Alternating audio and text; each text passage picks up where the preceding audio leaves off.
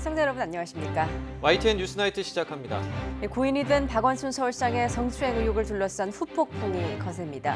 특히 박 전 시장에게 누가 피소 사실을 유출했는지를 놓고 논란이 거센 가운데 청와대와 경찰, 서울시 간의 진실 공방으로까지 번지고 있습니다. 경찰은 박원순 시장의 사망 전 행적이 담긴 휴대전화를 디지털 분석하기로 했습니다.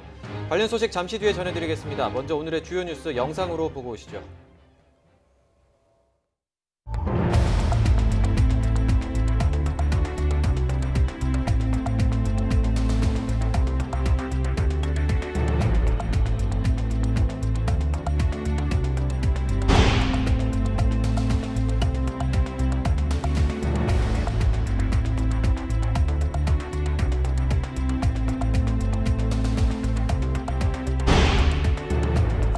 두 개 학교에 대해서 급식을 중단하도록 조치를 하고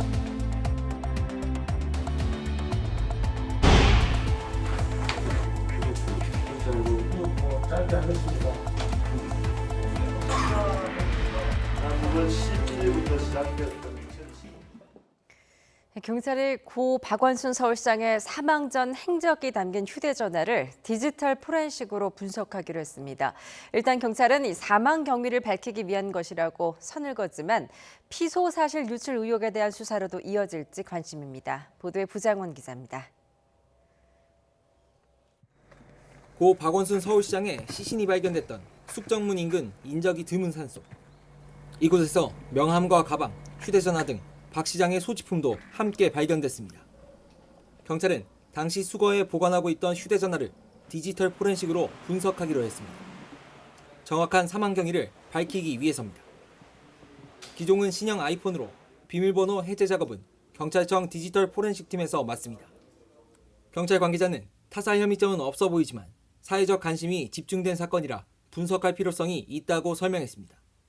다만 장례를 마친 지 얼마 되지 않은 점을 고려해 며칠 시간을 두고 유족과 일정을 조율하겠다고 덧붙였습니다. 박 시장의 휴대전화에는 사망 전 행적이 고스란히 담겨 있을 가능성이 큽니다. 숨진 경위는 물론 성추행 의혹과 수사정보 유출 의혹까지 풀어낼 수 있는 핵심 단서로도 꼽힙니다. 하지만 경찰은 이번 포렌식 작업은 유족의 동의 아래 사망 경위를 밝히는 데만 한정할 것이라고 선을 그었습니다. 다른 수사를 위한 자료 확보에는 쓰지 않겠다는 겁니다. 성추행 혐의나 피소사실 유출 의혹을 수사하려면 별도의 압수수색 영장을 발부받아야 합니다. 그러나 고소인의 기자회견 이후 진실규명에 대한 목소리가 더욱 커진 만큼 추가 수사로 이어질지에 관심이 쏠리고 있습니다. YTN 부장원입니다. 박원순 서울시장은 영면에 들었지만 풀리지 않은 성추행 의혹을 두고 진상규명을 요구하는 목소리가 높습니다. 공소권 없음으로 끝난 사건이라도 국민의 알 권리를 위해 수사가 재개된 경우가 있는 만큼 이번 사건도 수사가 이루어져야 한다는 주장도 나옵니다. 박희재 기자입니다. 전 비서 A씨가 고 박원순 서울시장을 성추행 혐의로 고소한 사건은 박 시장의 사망과 함께 공소권 없음으로 종결될 예정입니다. 검찰 사건 사무규칙 69조에 피의자가 사망할 경우 공소권 없음으로 사건을 종결할 수 있도록 하는 규정에 따라서입니다. 하지만 성추행에 대한 진위를 밝히는 수사가 계속돼야 한다는 목소리가 커지고 있습니다. 고 박 시장이 공직에서 수행했던 역할을 고려했을 때 사건을 어떻게 매듭짓는지에 따른 사회적 파장이 적지 않다는 게 그 이유입니다. 박원순 전 시장은 여성 인권에 관심을 갖고 역할을 해온 사회적 리더였습니다. 그럼에도 그 또한 직장 내 여성 노동자에 대한 성적 대상화, 성희롱, 성추행을 가했습니다. 공소권 없음으로 끝난 사건이라도 수사를 이어갈 수 있다는 주장도 나옵니다. 명확한 목적 아래 수사기관의 의지가 있다면 가능하다는 겁니다. 실제로 경찰과 검찰은 앞서 고 장자연 성추행 사건과 이춘재 연쇄살인 사건 등 종결된 사건 수사를 국민의 알 권리를 들어 재개한 뒤 내용을 발표한 적이 있습니다. 한 교수단체도 성명을 내고 추미애 장관과 윤석열 검찰총장이 결단을 내려야 한다고 촉구했습니다. 피의자가 사망한 것에 대해서는 공소권 없음으로 처리한다라고 하는 이 규칙은 장관이 스스로 유권 해석을 통해서 바꿀 수가 있는 것이고, 높아지는 여론 속에 경찰과 검찰은 수사 재개 여부를 검토하는 것으로 전해졌습니다. 이와 함께 서울시에서 전직 비서 A씨의 피해 사실을 알고도 묵인했다는 의혹도 수사가 이뤄질지 관심입니다. 앞서 일부 보수단체와 유튜버들이 서정엽 서울시 부시장 등을 강제추행 방조 혐의로 고발한 것에 대해 경찰은 법률 검토를 진행하고 있다고 밝혔습니다. YTN 박희재입니다. 성추행 피해를 주장하며 박원순 시장을 고소한 전 비서는 오늘 경찰에 다시 출석했습니다. 자신을 둘러싼 2차 가해와 관련된 조사를 받았는데요. 한편 박원순 시장 장례위원회는 고인의 공과가 여과 없이 평가받도록 노력하겠다고 밝혔습니다. 구수본 기자입니다. 고 박원순 전 서울시장을 성추행 등 혐의로 고소한 전직 비서 A씨가 경찰에 다시 나왔습니다. 성폭력 피해를 진술한 지난 8일에 이은 두 번째 출석입니다. 이번에는 자신을 향한 2차 가해로 인한 피해 조사를 받았습니다. 박 전 시장이 숨지면서 SNS와 인터넷 게시판 등에서는 확인되지 않은 정보가 확산했고 일부 누리꾼은 특정 인물을 고소인으로 지목하고 신상을 유포하기도 했습니다. 인터넷에서 고소장이라고 떠돌아다니는 그 문건은 저희가 수사기관에 제출한 문건이 아닙니다. 그 해당 문건을 유포한 자들에 대해서 적극적으로 수사해서 처벌해달라는 내용으로 고소장을 접수한 상태입니다. 박 전 시장 사망으로 성추행 고소권은 공소권 없음 처분될 가능성이 큰 상황. 앞서 A씨 측이 서울시의 피해 사실을 호소했는데도 4년간 묵살됐다고 밝힌 만큼 경찰 수사와 별개로 서울시 자체의 진상 파악이 불가피해졌습니다. 이런 가운데 박 전 시장 장례위원회는 입장문을 통해 피해 호소인이 제기한 문제를 무겁게 받아들인다며 고인의 공과 과가 있는 그대로 평가되도록 노력하겠다고 전했습니다. 또 고인이 꿈꿔왔던 따뜻하고 공정한 세상을 만드는 길을 따라 걸어가겠다고 밝혔습니다. YTN 구수본입니다. 여성가족부가 고 박원순 전 서울시장 사건과 관련해 서울시의 성희롱 방지 조치를 점검하기로 했습니다. 여가부는 오늘 관련 입장문을 통해 서울시의 성희롱 재발 방지 대책을 수립해 시행하도록 하고 여가부에 제출하도록 요청할 계획이라고 밝혔습니다.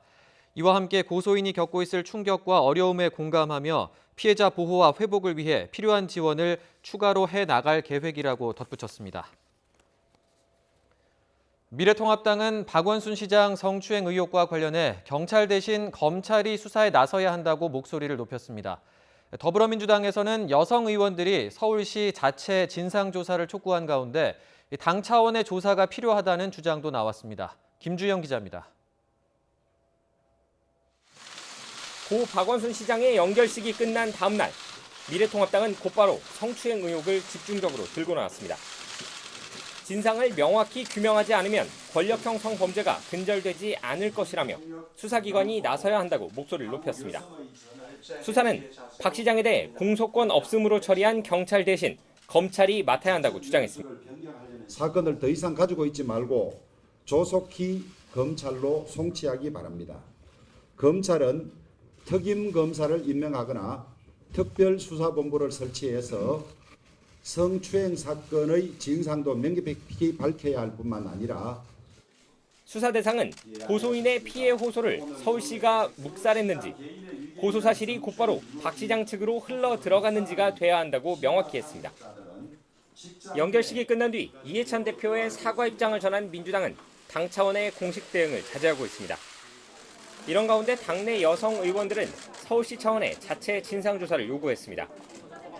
피해 호소 여성의 도움 요청을 묵살했다고 한 만큼 외부 인사가 참여하는 위원회를 꾸려 조사에 나서야 한다고 주장했습니다. 이러면서 피해 호소 여성에 대한 보호 조치가 병행돼야 한다고 강조했습니다. 국민 신뢰 회복을 위해선 당 차원의 조사가 필요하다는 주장도 있습니다. 당은 당대로 또 서울시는 서울시대로 할 일이 있다고 보거든요. 일단 저는 당 차원의 진상 파악과 대책 마련이 있어야 국민들의 신뢰를 회복할 수 있을 거다 이렇게 생각을 합니다. 하지만 현재 지도부는 당 차원의 조사는 어렵다는 입장입니다. 민주당 핵심 관계자는 진상조사는 필요하다고 본다면서도 내밀하게 이뤄진 사건인 만큼 주장은 들을 수 있지만 수사권이 없는 정당이 그 주장을 조사할 수는 없는 것이 현실이라며 어려움을 토로했습니다. 방식에 있어 차이가 있긴 하지만 진상조사가 필요하다는데 여야의 이견은 없습니다. 7월 국회가 열리면 구체적인 방식을 놓고 여야 사이에 격론이 예상됩니다. YTN 김주영입니다. 부산항에 들어온 외국 선박에서 또다시 코로나19 확진 환자가 나왔습니다. 수리차 부산을 찾은 선박인데 국내 수리업체 직원 등 수십 명이 승선했던 걸로 파악돼 방역당국에 비상이 걸렸습니다. 김종호 기자입니다. 부산 감천항에 정박한 투발루 선적 원양어선입니다. 지난 8일 오후 입항해 서편부두에서 수리 중이었는데 승선원 한 명이 코로나19 확진 판정을 받았습니다. 애초 선원들이 내리지 않는 조건으로 들어왔지만 일부 선원이 내리겠다고 해 진행한 승선 검역에서 감염 사실이 확인됐습니다.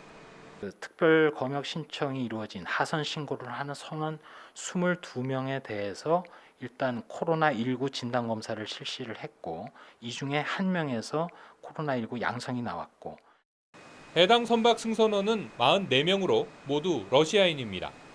선내에서 확진 환자가 나왔지만 승선원들은 마스크를 쓰지 않은 채 갑판을 오갔습니다. 아직 배에서 내린 사람은 없는 거로 파악됐지만 수리업체 직원 등 우리 노동자 수십 명이 배에 올랐다는 게 문제입니다. CCTV가 너무 희미해가지고 내린 건 아닌 것 같고 거기에 다 있었고 이제 단지 작업한 사람들이 올라가서 했으니까. 검역 당국은 CCTV와 승선 허가서 등으로 누가 배에 올랐는지 선원과 접촉한 사람은 있는지 확인에 들어갔습니다. 러시아 냉동 운반선에서 집단 감염 사례가 나온 데 이어 외국적 선박에서 또다시 확진자가 나오면서 부산항 검역 관리에 비상이 걸렸습니다. YTN 김종호입니다. 문제가 된 선박은 방역 당국의 기준대로라면 당연히 승선 검역 대상이었습니다. 그러나 원칙이 무너지면서 승선 검역은 이루어지지 않았고 한국인 노동자들은 배에 올라가 수리 작업을 하다 접촉자로 분류됐습니다. 김정일 기자입니다. 해당 선박의 국내 입항은 6월에 이어 이번이 두 번째입니다. 1차 입항 땐 승선 검역 체계가 강화되기 전이라 전자 검역만 받았는데 이번엔 검역관이 직접 배에 올라가 검역을 해야 했습니다. 선원 교대가 대거 이뤄졌기 때문입니다. 그 승선 검역을 하는 기준은 위험성이 높은 국가이면서 입항일 기준으로 14일 이내에 선원 교대 등의 승선자가 있는 경우 마스크 착용이 어렵거나 2m 거리 두기가 힘든 선박, 선내에서 검역 대상 감염병으로 사망자가 발생한 선박, 선박 위생관리 증명서 유효 기간이 지났거나 만료돼 증명서를 갖지 않은 선박도 방역당국이 분류한 승선 검역 대상입니다. 그런데 이 배는 승선 검역이 안 됐습니다. 편의 치적선이라는 이유로 역시 전자 검역만 했던 겁니다. 전자 검역 이후 한국인 선박 수리 요원들이 배에 올라가 수리 작업을 벌였습니다. 그 사이 선원 절반이 하선 신청을 해 신청자에 대한 진단 검사가 시행됐고 뒤늦게 확진자가 발견됐습니다. 원칙 없는 검역, 사실상 허가 없는 승선 수리로 다수의 접촉자를 낳은 셈입니다. 당국은 늘어나는 해외 유입 상황을 고려해 관리를 강화하겠다는 입장입니다. 최근 늘어나는 해외 유입과 관련해서 확진자의 해외 유입에 대한 관리 방안을 지속적으로 추진하겠음을 말씀드립니다. 그러나 애초 밝힌 검역 시스템 강화 방안조차 원칙적인 대응을 못하고 있는 게 확인돼 실효성이 의심됩니다. YTN 김정혜입니다. 지난해 붉은 수돗물 사태가 벌어졌던 인천 서구 일대 수돗물에서 이번에는 벌레 유충이 잇따라 발견돼 주민들이 불안해하고 있습니다.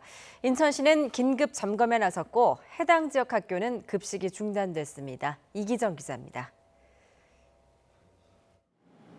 인천 서구 지역을 중심으로 수돗물에서 벌레 유충이 발견됐다는 제보가 이어지고 있습니다.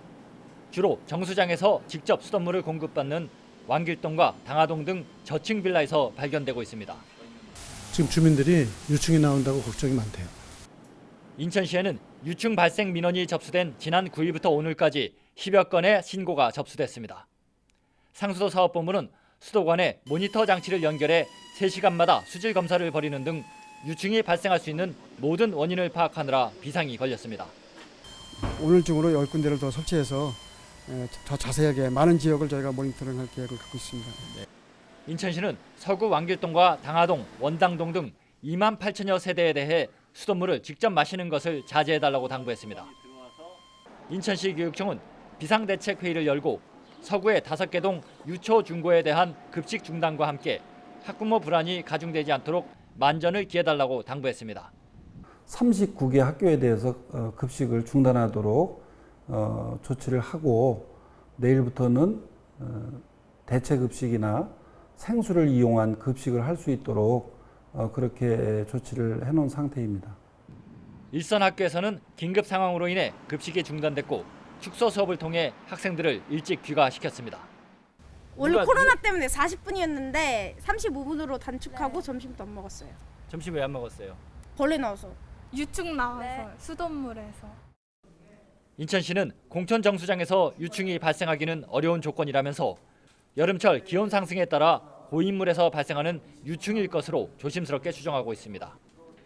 하지만 지난해 붉은 수돗물 사태로 큰 곤욕을 치른 만큼 현장 조사와 전문가를 포함한 원인 분석 등 초동 대처에 총력을 기울이고 있다고 밝혔습니다. YTN 이기정입니다. 인천 서구 일대 수돗물에서 발견된 유충은 깔다구류의 일종인 것으로 파악됐습니다. 인천시는 이에 대해 국내에서 알려진 깔다구류가 유해하다고 확인된 적은 없다고 설명했습니다. 다만 맨눈으로 유충이 확인된 만큼 수돗물을 생활용수로는 사용하되 직접 마시는 것은 자제해달라고 당부했습니다. 유충이 발생하게 된 원인으로는 정수장에서 수돗물을 정수하는 데 사용되는 활성탄 여과지가 유력하게 꼽히고 있습니다. 고 최숙현 선수를 힘들게 했던 경주시청 김규봉 감독이 지난해 지도자 평가에서 100점 만점에 98점을 받은 것으로 확인됐습니다. 최 선수가 은퇴까지 결심했던 시기, 김 감독은 화려한 입상 실적 덕분에 A급을 넘어 특급 지도자로 분류됐습니다. 조은지 기자입니다. 지난 2013년 창단 멤버로 경주시청을 맡은 김규봉 감독은 1년 단위로 평가받고 매년 연봉 계약을 했습니다. YTN이 입수한 지난해 연봉 평가서를 보면 김 감독은 전년보다 300만 원 오른 6,800만 원을 요구했습니다. 평가 점수 절반을 차지하는 경기 실적에서 50점을 꽉 채웠고 지도력과 우수선수 육성 능력, 경력에서도 모두 만점을 받았습니다. 부단장 평가에서 2점을 깎여 100점 만점에 98점. 김 감독은 연봉 5천만 원 이상을 줄 수 있는 특급 지도자로 분류됐습니다. 후한 평가의 이유는 단연 성적입니다. 2018년 아시안게임에서 경주시청 에이스 장윤정 선수가 은메달을 땄고 이어진 전국체전에서도 여자부 단체전에서 우승, 개인전 금은 동메달을 싹쓸이하며 메달 4개를 챙겼습니다. 같은 시기 최숙현 선수가 상습 폭행과 따돌림, 괴롭힘과 갑질로 힘들다며 경주시청 팀을 비웠지만 감독 평가 어디에서도 이런 흔적은 찾을 수 없습니다. 성적만 좋으면 특급 평가를 받으니 메달과 입상을 지상과제로 폭행과 폭언을 일삼으며 팀을 강압적으로 이끈 걸로 보입니다. 그거랑 이거랑 붙이면서 이건 없거든. 폭언을 하는 거랑 메달 따기 해주는 거랑 메달 따기 하는 거는 자기가 진짜 열심히 해서 이 학부에서 이뤄낸 건데. 그래서 성적 위주의 겉핥기 평가보단 훈련 과정과 팀 분위기까지 고려한 내실 있는 지표가 필요하다는 목소리도 설득력을 얻고 있습니다. 경기 실적만 특급이면 지도력과 우수선수 육성 능력은 당연히 만점일 거라는 성적 지상주의적 평가가 아니었나 하는 합리적인 의심과 함께 평가 시스템에 대한 신뢰도 자체가 떨어진다고 볼 수밖에 없습니다. 특급 지도자로 승승장구했던 김규봉 감독은 고 최숙현 선수 사건으로 협회에서 영구 제명됐고 대한체육회에 재심을 신청했습니다. YTN 조은지입니다. 네, 해마다 반복되는 일이지만 올해도 진통 끝에 내년도 최저임금이 결정됐습니다. 시급 기준으로 올해보다 130원, 퍼센트로는 1.5% 오른 8,720원인데요. 이걸 월급으로 환산을 하면 182만 2,480원으로 올해보다 한 달에 2만 7천 원 정도 더 받는 셈입니다. 이번에 1.5% 인상률은 지난 1988년에 이 최저임금 제도가 도입된 이후 가장 낮은 수준입니다. 심지어 IMF 외환위기 때죠. 1998년 2.7%보다도 더 낮은 인상률인데요. 역시나 이 코로나19로 인한 경제 위기가 이 역대 최저 인상률의 배경인데 고용주와 노동계 모두 만족하지 못하는 모습입니다. 내년도 최저임금의 결정 과정과 현장의 반응까지 이종구, 김다연 기자가 이어서 보도합니다. 내년도 최저임금 심의는 지난달 11일 1차 전원회의를 시작한 뒤 한 달여 만에 마무리됐습니다. 경영계는 줄곧 코로나19 사태 속 중소기업과 소상공인의 인건비 부담을 이유로 삭감 또는 동결을 주장했습니다. 반면 노동계는 최저임금은 저임금 노동자 보호를 위한 사회 안전망이라며 최대 25% 인상을 요구하기도 했습니다. 지루한 협상 끝에 최종 담판에 나섰지만 민주노총 소속 근로자위원 4명은 회의에 불참했습니다. 또 한국노총 추천 근로자위원 5명과 사용자위원 2명은 회의 도중 퇴장했습니다. 결국 내년도 최저임금 인상률은 파행 끝에 공익위원들이 낸 1.5%로 결정됐습니다. 최저임금 10,000원 공약을 냈던 문재인 정부 들어 최저임금은 지난 2018년 16.4%, 2019년 10.9%, 2020년 2.9% 올랐습니다. 이번 1.5% 인상은 IMF 때보다 낮습니다. 그런데 취업자 감소폭을 보면 코로나19 사태 첫 3개월은 87만 명, IMF 외환위기 첫 3개월엔 103만 명입니다. 특히 코로나19 사태의 고용 충격은 비정규직과 일용직 등 취약계층에 집중되고 있습니다. 최저임금위원회는 인상률을 최소화하는 게 저임금 노동자의 고용 유지에 실질적인 효과가 있다고 판단한 것으로 보입니다. 내년에 임금을 올려야 하는 노동자는 93만에서 408만 명으로 추정되고 월급으로 환산하면 2만 7천 원 더 받는 셈입니다. YTN 이종구입니다. 점심시간이 되자 손님이 들어차기 시작하는 식당. 네, 어서 오세요. 몇 분이세요? 찾는 손님은 지난해만 못하고 매출은 40%나 떨어졌습니다. 식당 주인은 가뜩이나 어려운 사정에 최저임금 인상까지 겹쳐 첩첩산중이라고 호소합니다. 저희 5명 근무하다가 사실은 임금 때문에 3명으로 줄였거든요. 지금 상태에서 더 이상만 당분간이라도 좀 동결됐으면 좋겠어요. 24시간 운영되는 편의점은 아르바이트생에 대한 의존도가 높은 만큼 인건비 부담도 큽니다.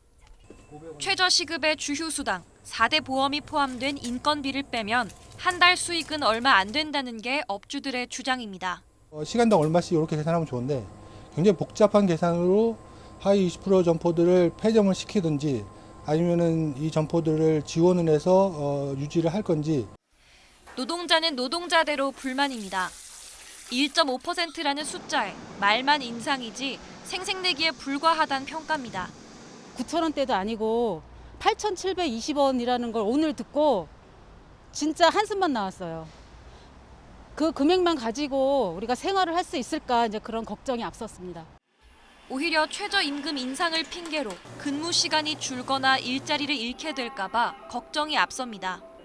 오르는 거에 대해서는 그렇게 괜찮다 생각을 하는데 시수를 좀 줄일 것 같다는 생각을 들었어요. 예를 들어서 5시간 근무면은 4시간 근무라든지.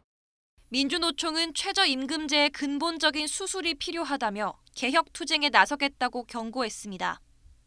한국노총은 역대 최저가 아니라 역대 최악의 수치라고 혹평했습니다. 저마다 코로나19로 큰 타격을 입은 상황 속에서 내년 최저임금을 두고 주는 쪽과 받는 쪽의 입장이 뚜렷하게 엇갈리고 있습니다. YTN 김다연입니다. 문재인 대통령이 새 국가 발전 전략인 한국판 뉴딜의 청사진을 제시했습니다. 코로나19와 같은 위기 때마다 불평등이 심해졌던 그간의 공식도 반드시 깨겠다고 약속했습니다. 김도원 기자입니다.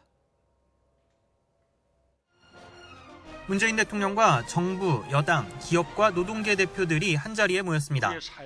지난 4월 한국판 뉴딜을 처음 언급한 지 석 달 만에 종합 추진 계획을 발표하는 자리입니다. 추격형이 아닌 선도형 경제, 탄소 의존이 아닌 저탄소 경제, 불평등이 아닌 포용 사회를 한국판 뉴딜이 추구하는 국가 발전 전략으로 소개했습니다. 한국판 뉴딜 종합 계획은 대한민국 대전환의 시작입니다. 세계를 선도하는 나라로 도약하는 출발점입니다. 튼튼한 고용과 사회 안전망의 토대 위에 디지털 뉴딜과 그린 뉴딜이라는 두 축을 세우는 개념입니다. 이걸 실행에 옮길 10가지 대표 사업도 소개됐습니다. 디지털 뉴딜로 데이터댐과 지능형 정부, 그린 뉴딜로는 리모델링과 에너지, 디지털 그린 융복합 사업으로 그린 스마트 스쿨 등이 추진됩니다. 또 앞서 밝혔던 전국민 고용보험에 더해 2022년까지 부양의무자 기준 폐지, 아프면 쉴 수 있는 상병수당 도입 등 사회 안전망도 강화합니다. 이들 사업에 임기 중에는 68조 원을 투입해 일자리 89만 개, 앞으로 5년간 160조 원으로 일자리 190만 개를 만들어낸다는 목표를 제시했습니다. 특히 임기 안에 국민이 체감할 수 있는 성과를 창출하겠다는 의지를 거듭 강조했습니다. 10대 대표 사업이 대한민국 대전환을 이끌게 될 것입니다. 우리 정부 임기 안에 국민들께서 직접 눈으로 변화를 확인하게 될 것입니다. 문 대통령은 한국판 뉴딜이 다음 정부로도 이어져 발전하고 진화해야 한다는 기대를 밝혔습니다. 이번 한국판 뉴딜 종합계획은 코로나19 위기 극복 차원의 산업 전략일 뿐 아니라 위기 때마다 불평등이 더 심화됐던 공식을 깨는 새로운 사회계약의 선언이라는 측면에도 의미를 둘 수 있습니다. YTN 김도원입니다. 탁현민 청와대 의전비서관의 지인이 운영하는 기획사가 대통령 참석 행사를 집중적으로 맡았다는 특혜 논란이 불거졌습니다. 청와대는 무책임한 의혹 제기라며 강하게 유감을 표시했습니다. 차정윤 기자입니다. 공연기획사 사무실 앞에 각종 무대 자재가 쌓여 있습니다. 2018년 3월 법인 등기를 낸 이 회사는 탁현민 청와대 의전비서관의 지인이 공동 대표입니다. 탁 비서관이 청와대에 들어오기 전 운영했던 프로덕션의 조연출 출신입니다. 미등기 업체 일원 2017년부터 문 대통령 취임 100일 기자회견이나 트럼프 대통령 방한 국빈 만찬 같은 대형 행사의 용역을 진행한 것으로 알려지면서 특혜 논란이 제기됐습니다. 왜 다른 어떤 업체들에게는 기회가 주어지지 않는가라는 그런 문제 제기를 하고 있고, 그런 관점에서 봤을 때 특혜 의혹이 있는 그런 문제들은 사전에 차단을 하는 게 좋았겠죠. 해당 기획사가 현 정부 들어 정부 행사 22건을 수주했고 30억 원가량 매출을 올린 것 역시 특혜 의혹이 있다는 주장도 제기됐습니다. 이에 대해 청와대는 무책임한 의혹 제기라며 강한 유감을 표시했습니다. 문 대통령 취임 뒤 수백 건의 일정 중에서 이 기획사가 청와대와 수의 계약한 행사는 단 3건뿐이라는 겁니다. 행사를 통해 업체가 받은 돈도 8,900만 원이라고 설명했습니다. 해당 기획사가 수주한 나머지 대통령 참석 행사는 정부 부처가 주관하는 것이라 청와대는 계약 과정과도 무관하다고 밝혔습니다. 보안을 유지하면서 추진하는 대통령 행사의 특성상 공모 형식을 밝기는 애초 불가능하고 대형 기획사만 정부 행사를 수주해야 하는 것도 아니라며 이 기획사 말고도 여러 개인 사업자들이 대통령 참석 행사를 맡아왔다고 창의성과 전문성을 강조했습니다. 청와대는 해당 기획사가 사후 감사나 평가에서 한 번도 문제가 된 적이 없다는 입장도 밝혔습니다. 청와대는 지난 2018년과 올해 정기 감사를 받았는데 올해 감사 결과는 아직 나오지 않았습니다. YTN 차정은입니다. 트럼프 미국 대통령이 거짓말과 잘못된 주장을 2만 번 넘게 했다는 현지 언론 보도가 나왔습니다. 트럼프 대통령이 취임한 뒤에 한 발언들을 전부 분석한 건데 하루에 16번 꼴로 사실이 아닌 얘기를 한 셈입니다. 보도에 박홍구 기자입니다. 지난 4일 독립기념일 행사에 나선 트럼프 대통령. 지금까지 미국의 코로나19 사망자가 13만 명이 넘어섰는데 자신의 대응은 문제가 없었다며 확진자의 99%가 무해하다고 주장했습니다. But now we have tested almost 40 million people. By so doing, we show cases, 99% of which are totally harmless. 이런 식으로 코로나19 사태와 관련해서만 잘못된 주장이 지금까지 1000건에 달한 것으로 워싱턴 포스트 팩트체크팀이 분석했습니다.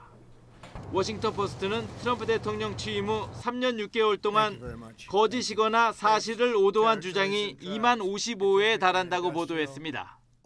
주제별로는 이민 관련이 2,600여 건으로 가장 많았고 외교 정책과 무역, 경제 등이 뒤를 이었습니다.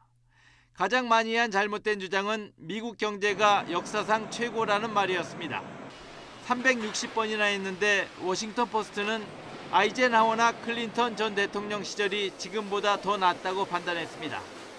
또 재임 중 역대 최대의 감세안을 통과시켰다고 210번 주장했지만 국내 총생산 규모를 감안할 때 레이건 전 대통령에게 못 미친 것으로 드러났습니다.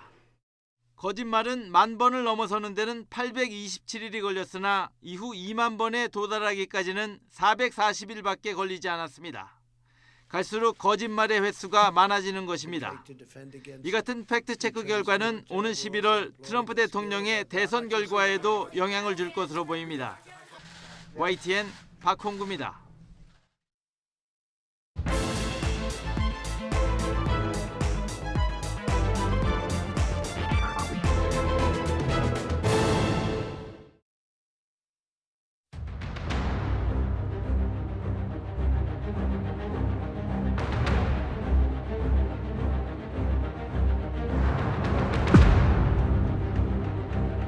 이 사건은 고소와 동시에 피고소인에게 수사 상황이 전달되었습니다.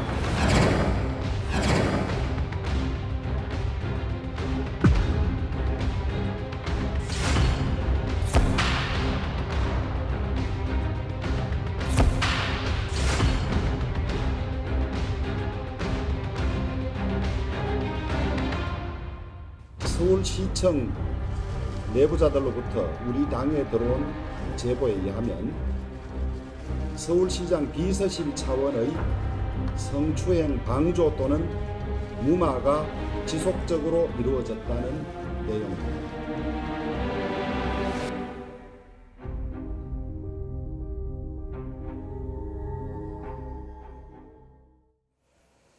고 박원순 서울시장의 성추행 의혹과 관련한 후폭풍이 커지고 있습니다. 전직 비서 측이 성추행 혐의로 고소한 사실이 박 전 시장에게 곧바로 유출된 경위를 놓고 논란이 거세지고 있는데요.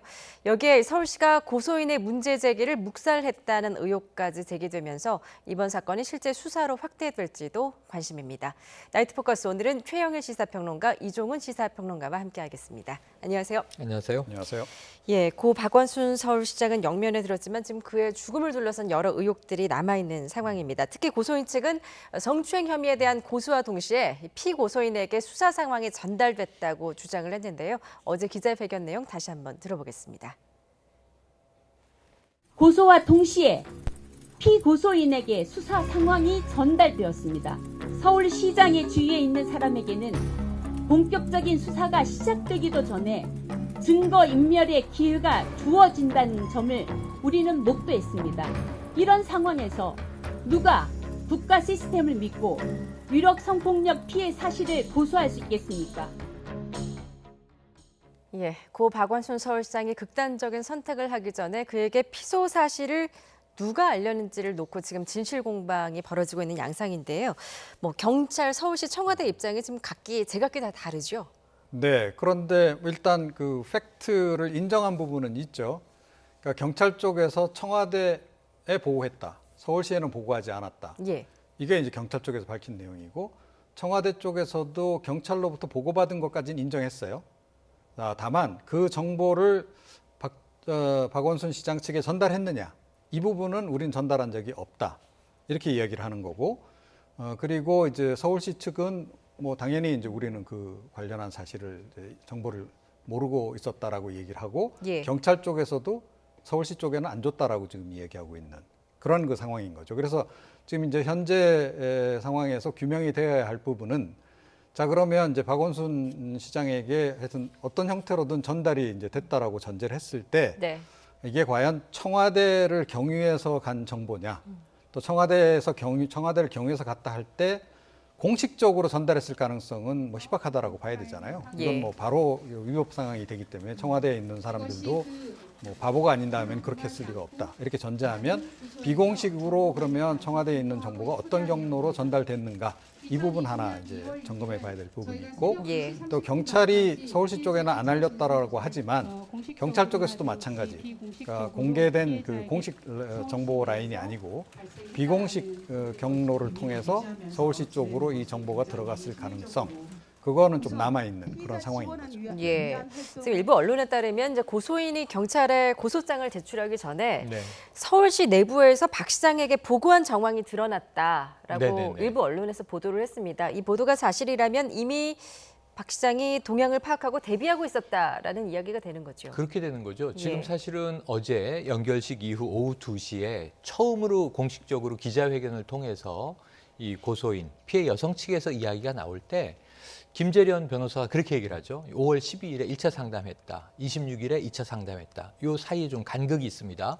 그리고 2차 상담 이후에 27일부터 법적 검토에 들어가고 7월 8일에 이제 고소가 이루어지게 되거든요. 예. 그럼 시간이 생각보다 길잖아요. 2개월여. 그리고 실제로 이 피해 주장 여성 쪽의 이 입장은 뭐냐 하면 이것이 2017년부터 벌어진 일이다. 올해 2월까지 약 4년간 지속적으로 고통을 당했다는 거잖아요. 그럼 사실은 그것을 인지하지 못했다면 더 이상한 거죠. 하지만 최근까지 서울시는 공식적으로 이 확인된 바가 없다.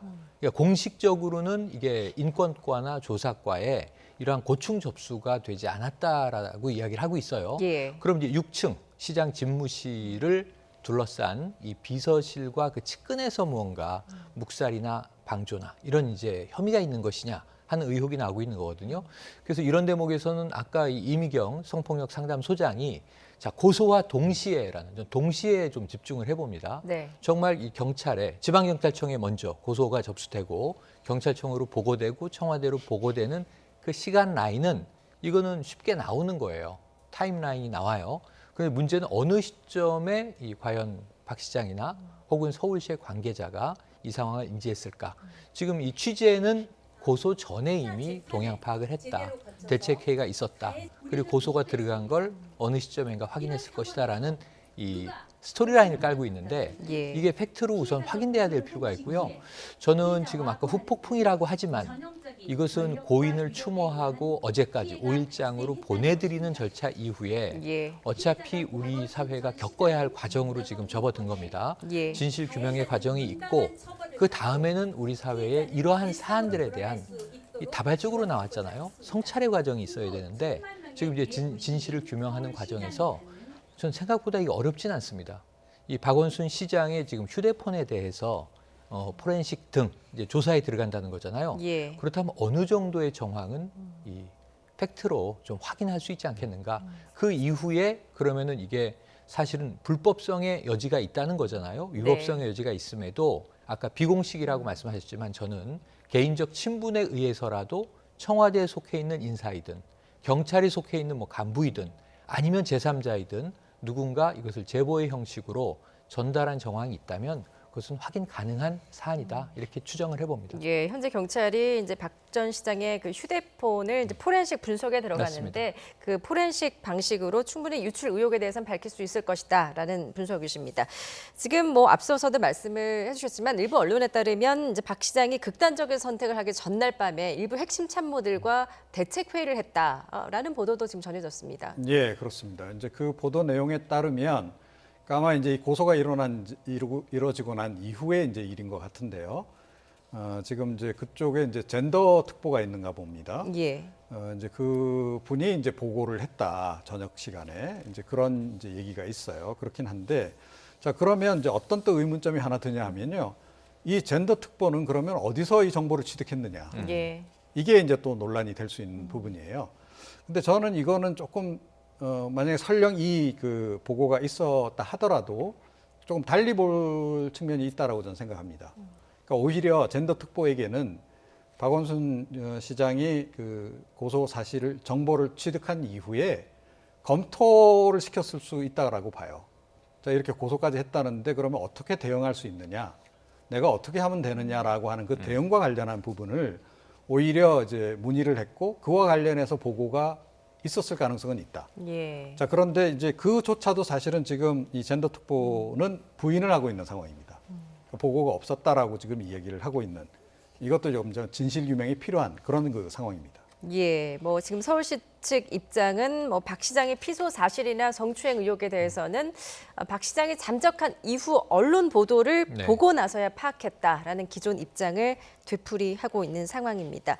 자, 지금 서울시는 어제도 뭐 대책 회의를 했다고 하고요. 네. 그렇지만 오늘 뭐 이틀째 뭐 공식적인 어떤 입장도 좀 내놓지 않고 있는 상황인데 이런 네. 서울시의 반응에 대해서는 어떻게 보십니까? 저는 이게 워낙 급박하게 네.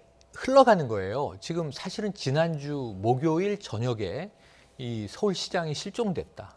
대대적인 수색 그리고 이 심야의 사망 확인 그리고 나서 그 다음 날 아주 좀 급박하게 치루어진 이게 예상 불가능한 일이었지 않습니까? 그럼 이제 이 9일을 포함해서 실질적으로는 4일장 어제 연결식과 이제 영면 그리고 이제 오늘부터 우리가 사실은 진상 규명이 시작되는 거예요. 어제 오후에 고소인 측의 주장이 이제 처음으로 공개가 된 거고요. 그러니까 그 사이에는 혼란의 도가니고 지금 서울시 같은 경우에는 갑자기 아주 역동적으로 일하던 리더가 사라진 상황입니다. 예. 그럼 서정엽 행정 제1부시장을 중심으로 권한대행 체제인데 수습할 일들이 많을 것으로 보여져요. 그리고 지금 제일 난감한 것은 이 진상규명에 서울시가 어떻게 임할 것인가. 그래서 지금까지 제가 확인한 것은 공식적인 이 성추행과 성희롱에 대한 내부적인 절차적 고소의 기록은 없다. 그렇다면은 시장 집무실을 중심으로 주로 비서실을 중심으로 해서 어쩌면 주변 동료나 선배들에게 이런 하소연, 호소를 했었는데 당시에 묵살 혹은 이러한 것들을 무마하려고 했던 시도는 6층 내부에서 있었지 않을까 하는 게 이제 어제 경향신문이 취재해서 보도한 서울시 내부 동향이에요. 예. 그럼 여기에 대해서 아마 저는 내부적인 회의가 진행될 것 같고 조만간 지금 현재의 흐름으로 보면 이 진실 규명에 서울시가 협조하지 않기도 힘듭니다. 그래서 가능한 방법으로 이제 이야기를 하게 될 것 같은데 그때 지금 이미 임순영 젠더 특보 같은 경우에는 난 모르는 일이다. 네. 보도의 내용은 사실이 아니다라고 부인했기 때문에 이것이 번복될 것인지 아니면 이것을 우리가 사실로 놓고 이 기초에서 다시 사실을 확인해 나가야 될지 사실은 출발점이 다소는 혼돈스러운 상황이고요. 예. 무엇보다 이 진상을 규명할 기관 혹은 주체가 누구인지가 정해지지 않으면 제 생각엔 이것은 언론의 이제 취재 경쟁의 흐름에 쓸려가거나 예. 굉장히 오히려 진위가 왜곡될 가능성이 있거든요. 그래서 공신력 있는 정부의 이 기관이 조사와 수사를 담당할 수 있는 기관이 아예 정확하게 이 조직을 짜서 이 사안을 A to G 처음부터 끝까지 다 재구성을 해야 된다라고 봅니다. 예. 자, 뭐 앞서서도 말씀을 해주셨지만 경찰은 대통령령인 청와대 비서실 업무 규정에 따라서 청와대 보고를 했다라고 밝혔습니다. 이건 통상적인 절차라고 볼 수 있나요? 그렇죠. 예, 뭐 당연히 이제 이 정보 보고는 하게 돼 있는 그런 거고요. 또 이번 같은 경우에는 사실은 굉장히 큰 사안이죠. 큰 사안이기 때문에 보고 오히려 누락하면 그게 또 직무유기가 됩니다. 그래서 당연히 이제 보고를 했을 것이고 청와대도 그 보고받은 부분에 대해서는 인정을 지금 하고 있는 거 아닙니까? 예. 자, 이제 그 부분, 그 상태에서 그러면 이제 그 정보가 외부로 유출됐느냐 안 됐느냐 이 부분만 이제 규명을 하면 되는 그런 상황인데요. 앞서 말씀드렸듯이 공식적으로 유출했을 가능성은 없다. 이거는 뭐 어떤 형태로든. 그러면 유출이 만약에 됐다라고 한다면 청와대 쪽에서 비공식 라인으로 유출됐을 가능성이 있는데 그와 관련해서는 사실은 정무 라인 쪽의 정보 교류 채널이 있기 때문에 그쪽이 좀 그나마 유력하다면 유력할 가능성이 높다 이렇게 생각해요. 그러니까 서울시장도 정무 라인이 있죠. 다 이제 정치권 주로 출신들입니다. 또 청와대에도 정무 라인이 있는데 서울시 같은 경우에 정무부시장을 비롯해서 그 정무 라인들이 대체로 여권 인사들이 이제 해요. 자, 그러면 이제 청와대 근무를 하기도 했고 네. 실제로 이제 박원순 시장 같은 경우에 정무부시장 했던 사람들이 뭐 임종석 전 비서실장 비롯해서 진성준 의원 다 거기 사실은 청와대 또 거쳤잖아요. 그러면 자기들끼리 뭐 단톡방도 있고 이런 이제 비공식 정보 교류 라인이 이제 있는데 그런 거를 통해서 사실은 이제 유출되었다면 유출됐을 가능성이 뭐 제일 높다고 봐야 되지 않을까 이렇게 생각을 합니다. 예, 뭐 피소 사실이 유출됐고 또 뭐 어떤 증거가 유출됐을 가능성도 지금 나오고 있는 상황인데 말씀하셨듯이 어떤 공신력 있는 기관이 주체가 돼서 진상 규명을 할 필요가 있어 보입니다. 만약 정보 유출이 있었다면 만약에 법적으로 어떤 혐의가 적용이 되게 되는 건가요? 정보 유출이 있었다. 지금 어제 기자회견에서 어제 추가 고소를 하나 예고를 했어요. 예. 2차 가해자들에 대해서 지금까지 수집된 증거를 가지고 자, 첫 번째 지금 고소의 대상은 이미 고인이 된 박원순 시장이었고요. 예. 성추행과 성희롱 의혹이 이제 고소로 제기가 된 거고 두 번째로는 지금 2차 가해가 심상치 않게 벌어졌습니다. 사실 지금 사실은 이건 이 박원순 시장에 대해서도 근거 없는 또 뭐 사자 명예훼손에 해당할 수도 있는 예. 정말 악성 이야기들이 떠돌았고 유가족들에 대한 이제 저 근거 없는 또 가해도 있었고 무엇보다 지금 피해 여성에 대한 가해도 있었단 말이죠. 근데 이 부분에서 이제 지금 고소인 측은 2차 가해가 있었다. 이것도 고소하겠다. 근데 또 추가 고소에 남아있는 여지가 지금 이게 피의자가 사망으로 공소권 없음으로 수사는 종결될 수밖에 없는 법적 절차는 예고돼 있는데 여기서 이제 한 발 더 나간다면 서울시는 지금 내부적인 진상규명을 해야 되지만 예. 사실 이게 전반적인 종합적인 진상규명의 주체가 될 수는 없어요.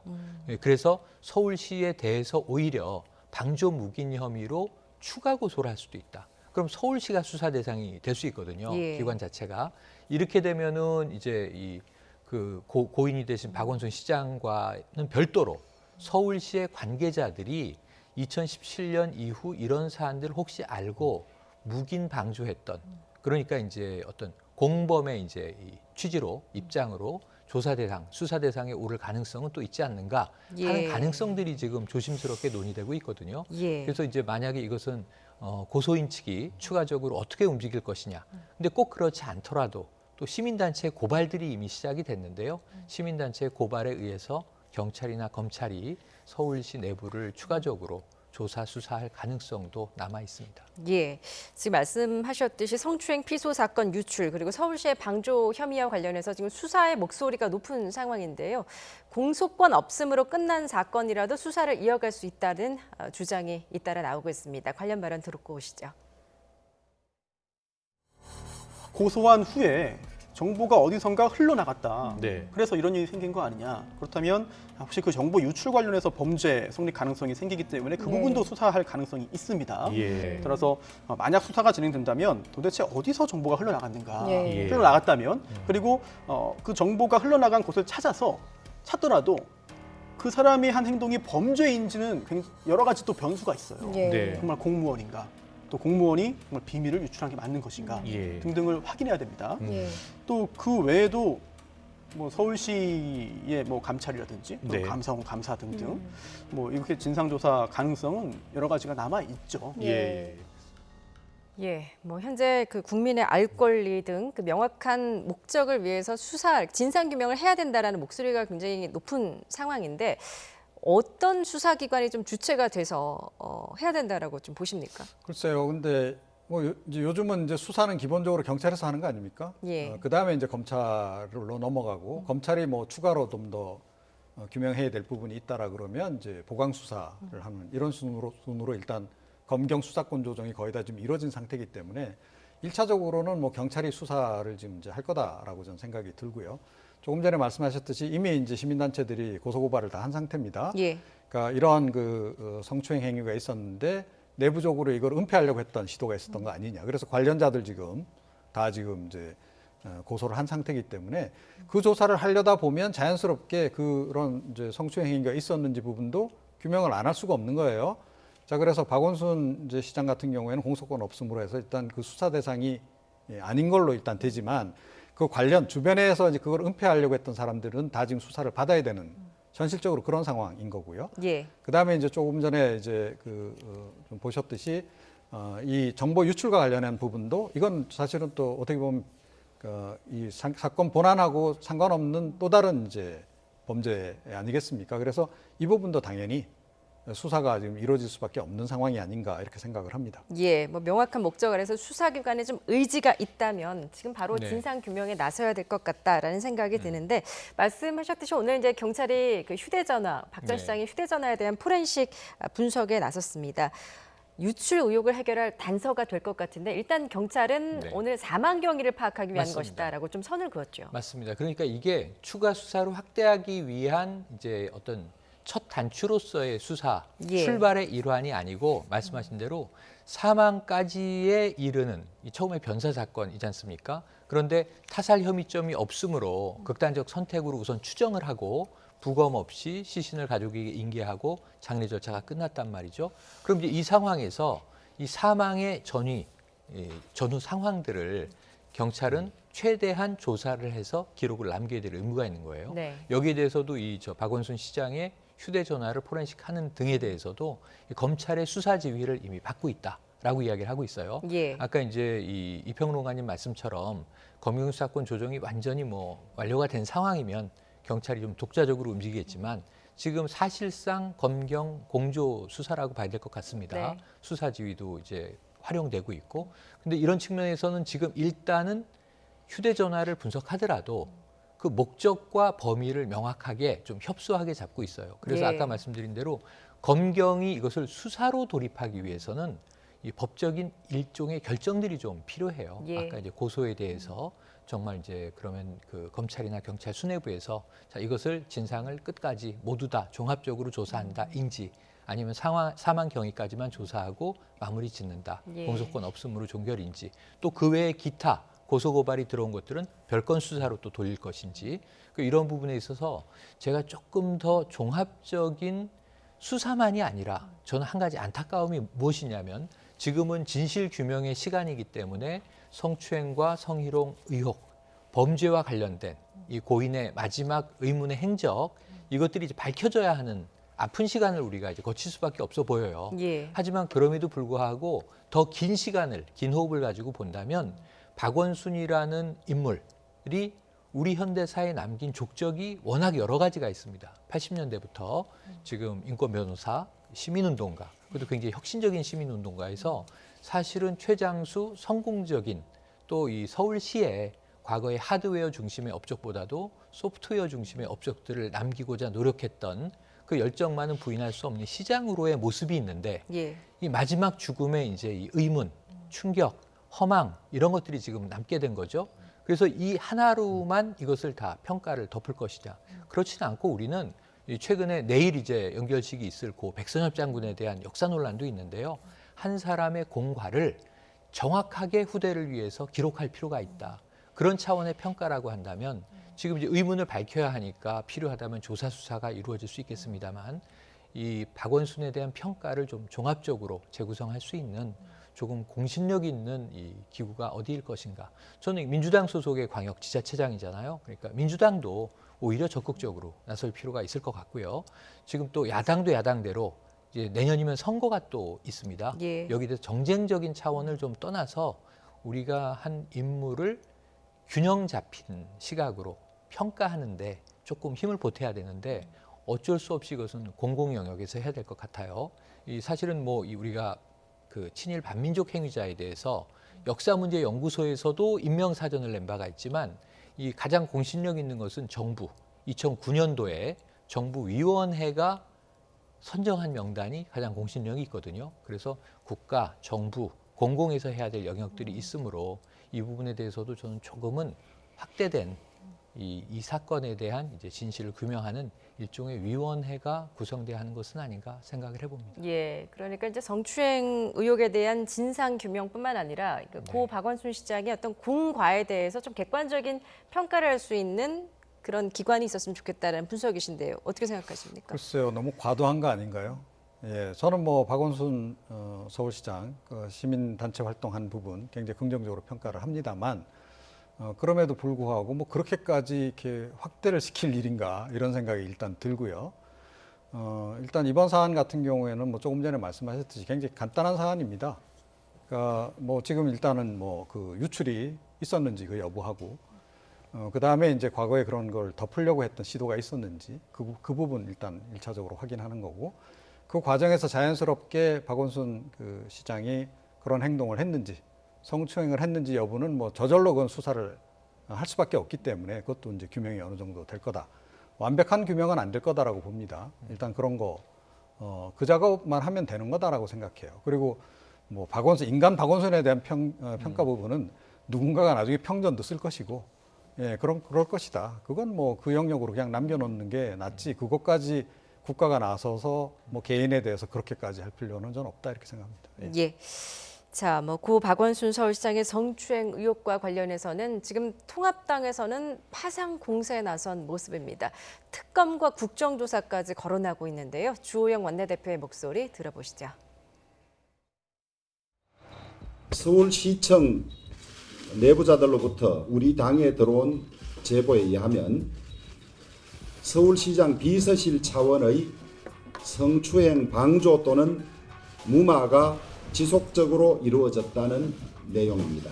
서울시장 개인의 위계에 의한 성추행이 이루어진과 동시에 시장 비서실 내나 유관 부서에서 피해자의 호소를 묵살하는 심각한 인권 침해가 동시에 있었다는 점입니다. 피해 여성의 성추행 사실 보고를 묵살하거나 다른 부서로의 전보 요청을 거부한 상급자들은 직장 내 괴롭힘 방지법을 정면으로 위배한 것입니다. 예, 그러니까 서울시 비서실 차원에서 성추행 의혹을 무마했다라는 의혹을 통합당에서 지금 제기를 한 상황이고, 통합당에서는 이번 사건이 공소권 없음으로 수사가 종결되지 않게 하기 위해서 이제 박원순 피해자 보호법도 발의를 했습니다. 그런가 하면 국조나 특검도 지금 들고 나섰거든요. 네네. 이런 통합당의 움직임에 대해서는 어떻게 보십니까? 이건 뭐 예상했던 대목들이죠. 예상했던 대목들인데 이게 자칫 잘못 흘러서 이제 한 9개월 후면 다가올 4.7 내년 재보선 서울시장도 다시 중간에 뽑아야 되는 일이 벌어졌고 또 부산시장도 뽑아야 되는 일이 벌어졌고요. 예. 지금 광역지자체장이 또 재판 선고를 기다리는 경우들이 있습니다. 당장 내일 모레는 이제 경기도 이재명 지사의 경우가 어쨌든 판결이 나올 거고요. 예. 그러니까 이게 제가 보기에는 또 선거와 맞물리면서 정쟁으로 흘러갈 것이다. 그래서 아까 이제 이평론가님이 말씀하신 정도의 수준으로 이게 만족되면 좋은데 그렇지 않을 것이라는 거예요. 이미 야당은 상당히 거세게 이 고인의 이름을 붙인 법까지 발의하고 들고 나온 상황이에요. 이런 상황에서 여당은 당연히 여기에 대해서 또 이제 반론과 반발을 제기할 겁니다. 그렇다면 아예 여야가 함께 저는 이런 문제를 제기드리고 싶은 거예요. 이해찬 대표가 연결식이 끝나고 나서 이 고소인 쪽에 어제 기자회견이 있고 나서 민주당의 입장을 당대표가 발표합니다. 피해 여성에게 가해가 없어야 한다. 사과도 했습니다. 어찌 보면 이제 소속 정당의 대표 입장에서 예. 사실은 피해 여성에게 사과를 한 거예요. 그리고 다시는 이런 일이 없도록 재발하지 않도록 당 차원의 조치를 취하겠다라고 약속을 했어요.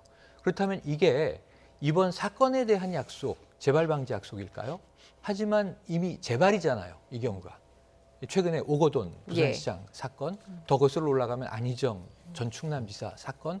이게 최근에 저는 이 아까 주호영 원내대표의 이저 공세를 보면서 야, 격세지감이다. 저희 과거 같으면 여야가 바뀌어 있습니다. 주로 등장하는 인권이라든가 여성 보호 이런 문제들에 대해서는 민주당이 과거에 많은 공세를 해왔죠. 한 이제 9년 정도의 지금 이 통합당, 네. 새누리당 시절에 집권 기간이 있었죠. 그럼 민주당은 지금 크게 반성하고 성찰해야 되는 시간에 온 거예요.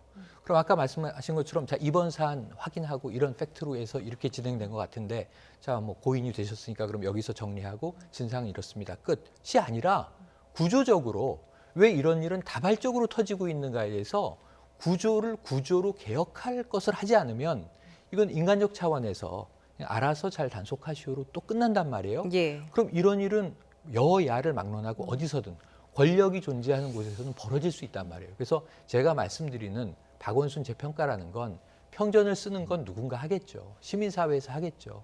글을 또 존경했던 사람들도 쓸 거고 비판할 사람들도 쓸 겁니다. 그래서 사료들은 앞으로 차고 넘칠 텐데 예. 그게 아니라 공적 권위를 갖는 이러한 사례에 대해서 우리가 어떤 문제점을 도출하고 개혁할 것인지. 그래서 보세요. 이건 우리가 예측하지 못한 사안이 터졌습니다만 자, 박원순이라는 인물의 공이 있고 자, 이제 과부분에 대해서 우리가 진실 규명의 시간을 아프게 거치면 성찰의 시간이 오지 않으면 그다음에 뭐가 오냐면 전쟁의 시간이 와요. 여야는 이 사안을 가지고 내년 4월 선거 때 또 싸울 거예요. 그런 면에서는 가장 확실한 기록을 여야가 합의한 상태로 만들지 않으면 이 사료라고 하는 것은 뭐 사실 지금 당대의 문제긴 합니다만 그야말로 필요한 시각에 따라서 뜯어서 재해석하고 자의로 쓰기 때문에 그러면 가장 혼란스러운 것은 누구냐면 국민들이 돼버리는 거거든요. 예. 그래서 이 기회에 조속하게 이 문제에 대해서는 공히 합의될 수 있는 기록을 남겨달라라는 요구를 드리는 겁니다. 예, 뭐 그 사법기관에서뿐만 아니라 국회 차원에서도 그렇다면 어떤 필요하죠. 진상 규명을 할 네. 필요성이 있어 보이는데요. 어떻게 보십니까? 사실은 이제 미래통합당은 제가 보기에는 이 사안과 관련해서 너무 말초적으로 접근하는 건 별로 도움이 안 된다 이렇게 생각을 합니다. 예. 그거보다는 이번 그 박원순 시장의 그 극단적 선택 전후에 일어난 그 일에 오히려 더 집중하는 것이 낫지 않을까.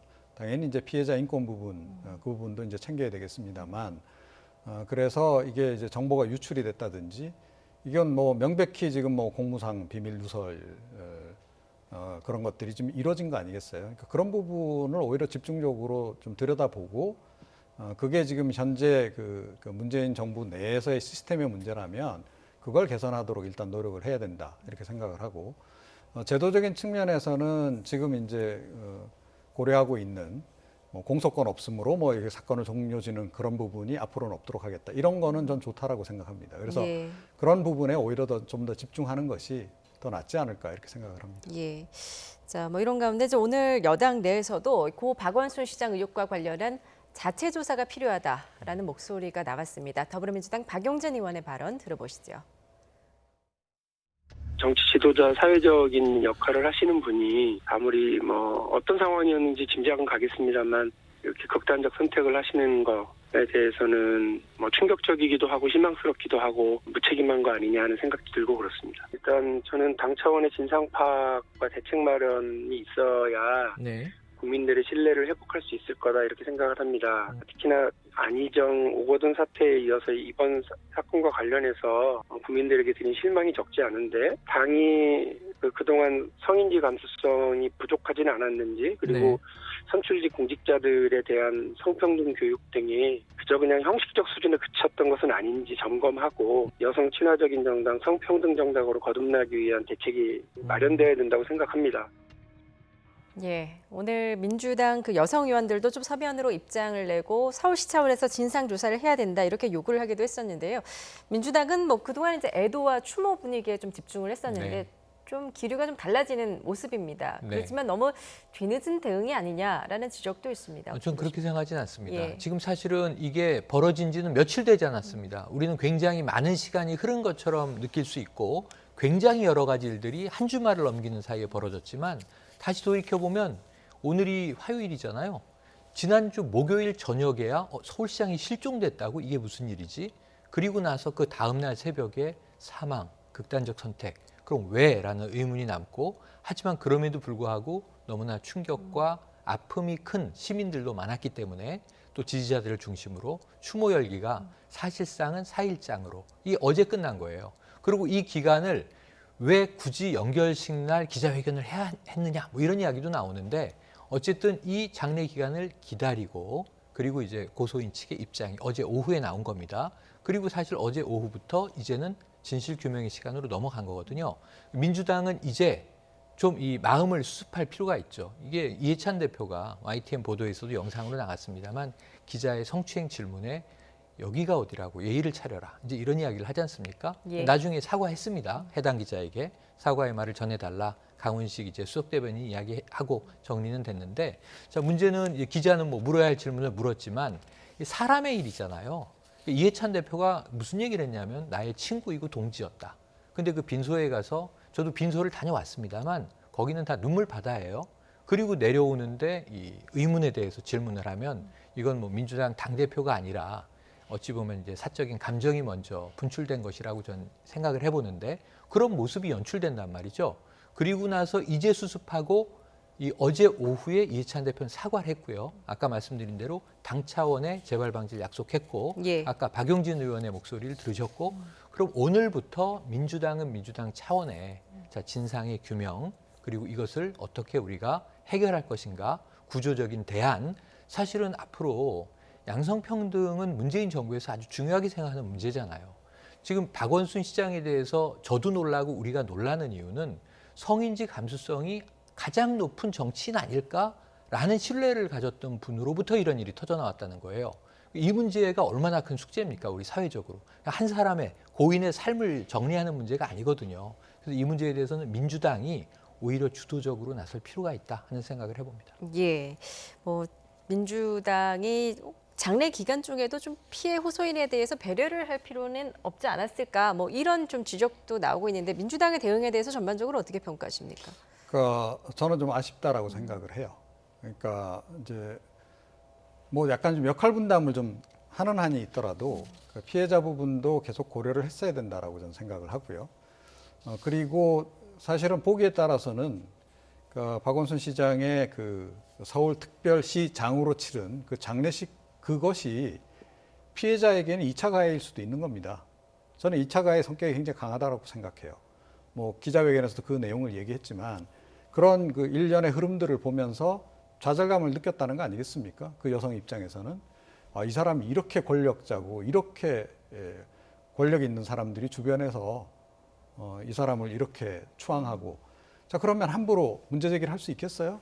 굉장히 위축됐을 거다라고 저는 생각을 합니다. 그래서 그 장례식을 그렇게 치른 부분부터 시작해서 그 더불어민주당의 지도부가 처신을 잘못한 부분은 분명히 좀 존재한다라고 저는 생각하고요. 오히려 뭐 기자에게 막말하고 그런 부분은 사실은 그 큰 부분에 비하면 그렇게 중요한 변수가 아닐 수도 있는 그런 가십성 사건에 이제 불과했다라고 생각하는데 어쨌든 그런 전반적인 인식의 문제 그런 부분에 대해서 국민들 중에 좀 실망하고 있는 분들이 좀 굉장히 많다. 그런 지적은 안 할 수가 없습니다. 사실. 예, 네. 뭐 장례 방식을 이제 서울특별시 기관장으로 치른 데 대한 논란도 있었는데 어제 그 피해 호소인 측의 회견에도 좀 언급이 없었던 그 박원순 장례위 측은 오늘 피해 호소인의 제기의 문제를 무겁게 받아들인다 또 이렇게 공식 입장을 냈군요. 네, 맞습니다. 그러니까 지금 이 상주가 없는 상황에서 제가 이 첫날 빈소 상황을 보면요. 먼저 이 강난이 여사는 거의 뭐 건강이 너무 쇠해서 엄청난 충격 아니겠습니까? 갑작스러운 죽음이지 않습니까? 또 좋아요. 고인의 경우에는 우리가 공과 어떤 의문, 이 의혹, 범죄 의혹을 따져봐야 될 숙제가 남아있다고 치더라도 예. 가족은 무고하잖아요. 이 영국에 있던 아들 상주인데 10일에 들어왔습니다. 그러니까 5일장이라고 하는 게 폭력이라고 아까 말씀하시는데 5일장을 치를 수밖에 없는 실제로 가족에게는 사흘장도 안 돼요. 9일 사망이 추정되는데 10일에 발견됐고 10일 정오부터 빈소가 부랴부랴 꾸려져서 실제로 어제 연결식까지는 뭐 이게 한 사흘이 채 안 됩니다. 근데 날짜로 치면 사망일로부터 치면 5일인 거죠. 기관장 문제는 이제 논란이 있으니까 그것은 사후에라도 따져볼 필요가 있다고 보고요. 뭐 예산의 문제를 제기하는데 좋습니다. 그럼 이제 거기까지인데 장례위원회에게 이 고소인까지 보호하라는 건 장례위가 미리 이게 준비된 행사가 아니잖아요. 갑자기 터진 일에 대해서 고인을 어떻게 보낼 것인가 아주 짧은 유서가 공개가 됐고요. 하루 늦게. 그리고 나서 이 고소 내용 자체도 확인이 안 됐고 고소 내용에 대해서 이게 진인지 윈지도 모르고 그럼 뭐 장례위원회 알겠어요 이 내용을? 저희도 지금 모르는 상태에서 하나하나 발표되고 보도되고 주장된 내용들을 지금 추론하고 있는 과정이잖아요. 예. 장례위원회가 진상규명위원회가 아니잖아요. 장례를 치르느라고 정신없고 계속 조문계획은 밀려오는데 여기에 대해서 장례위원회의 책임을 묻는 것은 좀 과한 거 아닌가. 예. 그래서 민주당에서 역할 분담을 했어야 된다는 이평론가님 말씀에 저도 동의를 해요. 근데 장례위원회가 할 일은 아니고 그렇게 배려할 다른 어떤 또 하나의 어떤 뭐 조직 혹은 팀이 필요했을 수는 있는데 너무 갑자기 벌어지고 시간은 순식간에 흘렀다. 근데 사후적으로 우리가 예. 미비한 부분이 물론 있겠습니다만 그것까지 배려하지 못한 것을 이제 책을 잡는 것은 그 또한 과도하다. 그래서 지금 뭐가 나오는 거냐면 사과가 나오는 거예요.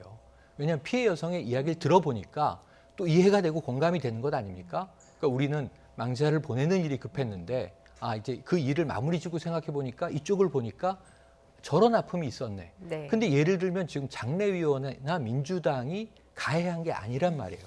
가해한 개별적인 누리꾼들은 별도로 있고 이 증거들은 전 수집돼서 법적으로 고소하고 처벌받는 게 마땅하다는 생각입니다. 그런데 지금 혼동되는 것이 이 2차 가해자와 그리고 지금 장례위원회나 민주당이 이렇게 오버랩되는 과정은 조금은 어폐가 있다 이런 생각입니다. 예, 알겠습니다.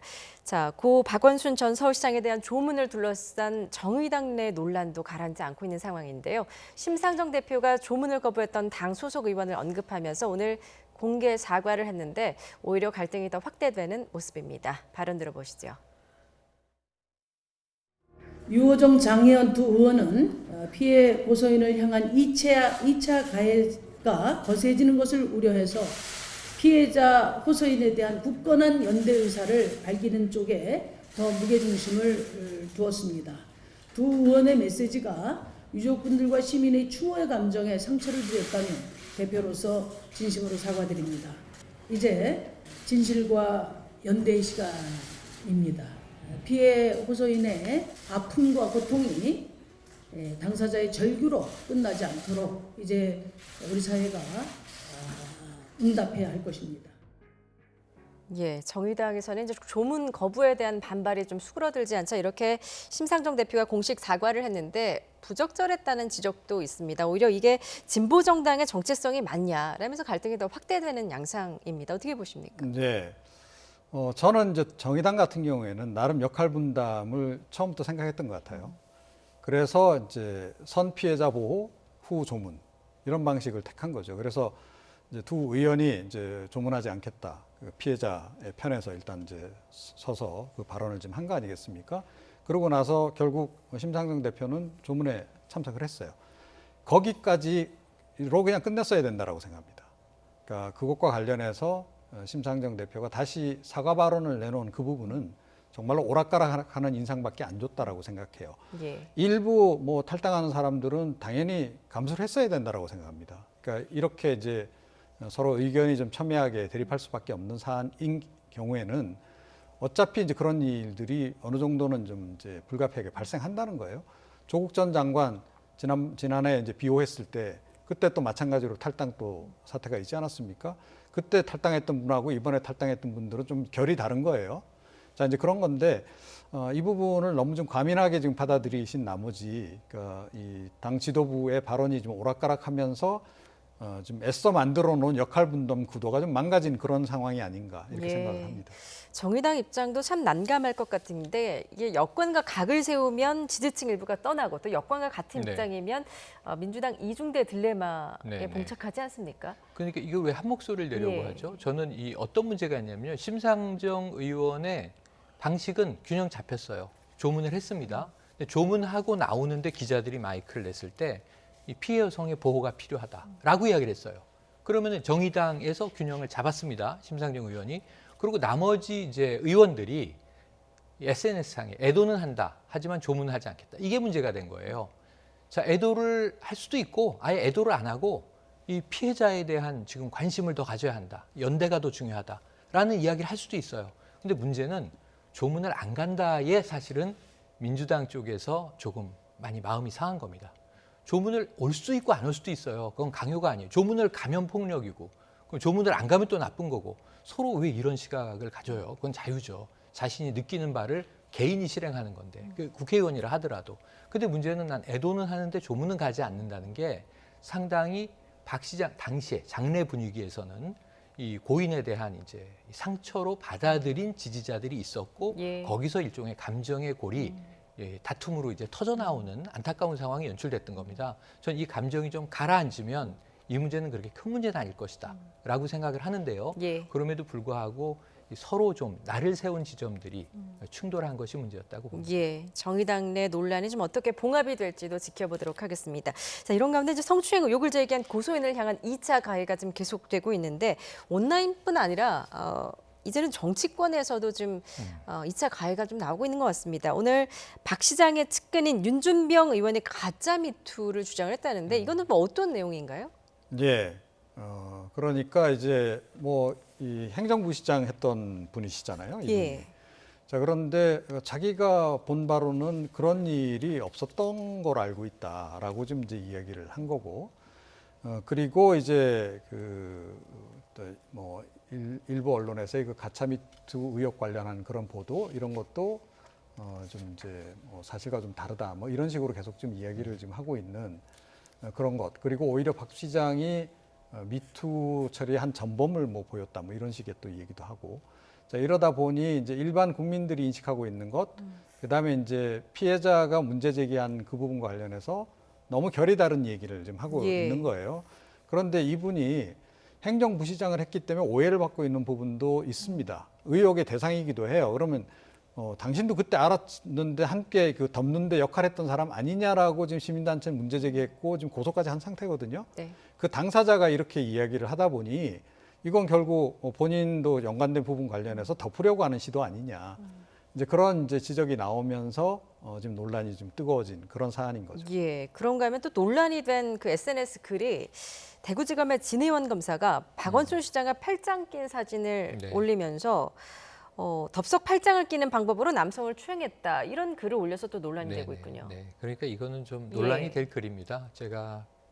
저도 이제 직접 SNS에서 이 올라온 초기에 봤는데요. 이거는 좀 위험한 발언이다라고 생각한 게 여성 법조인이 검사입니다. 그런데 이제 박원순 시장 또 하필이면 고인이 이제 들어간 사진에서 내가 좋아하는 두 분이 내가 방문한 장소에 계시길래 너무 반가워서 내가 팔짱 끼고 사진 찍었다.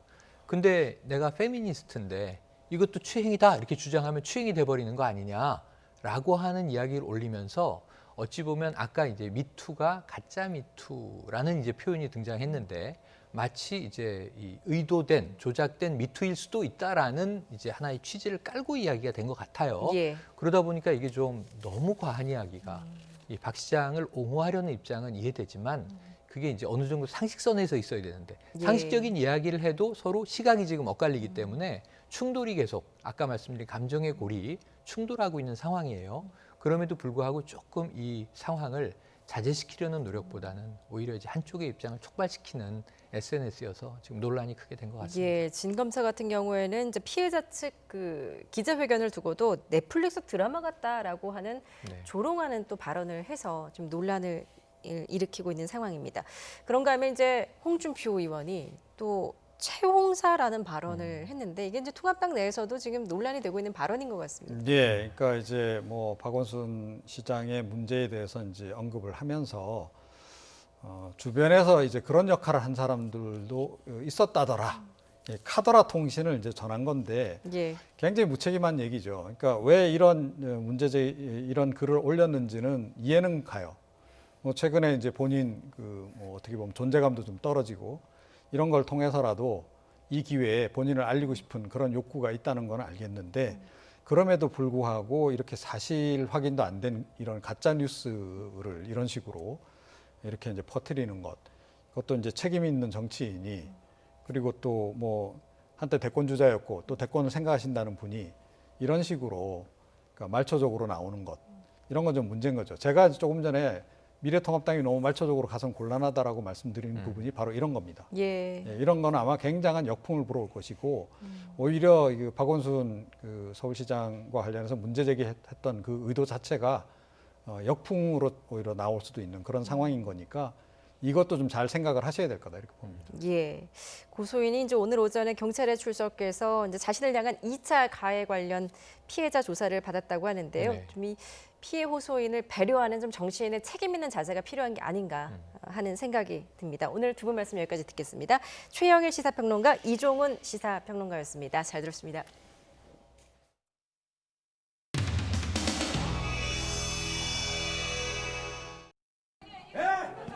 부정선거의 나라 이게 나야!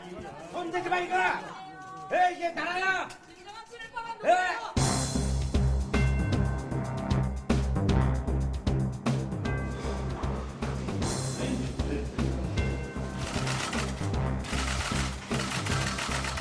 군대 얘기를 한번 하신 적이 있었습니다. 네. 감사드립니다. 이렇게 그때만 아주 정정하셨었는데. 부정선거의 나라 이게 나야! 손 대지 마 이거!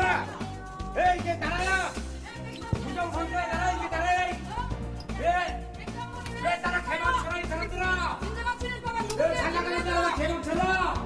어떻게 이런 부정선거의 나라 이게 나라야! 됐어요! 왜 그래? 국민이 알 권리예요! 왜 그럽니까? 지금 잘못 설명합니다. 그냥 내려가셔도 돼요.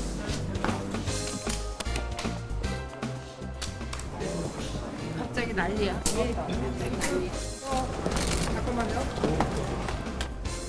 지금 이 서울에 있는 현충원에 안장을 갖다가 못하게 하고서 꼭 대전으로 내려가야 한다는 그런 이유를 잘 납득하기가 어렵습니다. 백장군님께서는 정말 이 동맹의 중심이십니다. 저희 한 말씀 좀 해주시고요.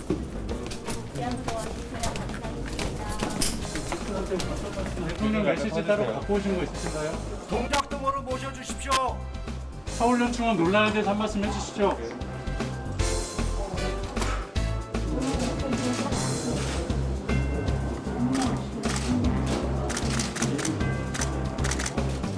동작동으로 모시는 것이 당연한데 그렇게 모시지 못하게 돼서 대단히 죄송하고 또 이 정부가 이 어른을 제대로 동작동에 모시지 못하게 된 것에 대해서 많은 비판과 아쉬움을 가지고 있습니다.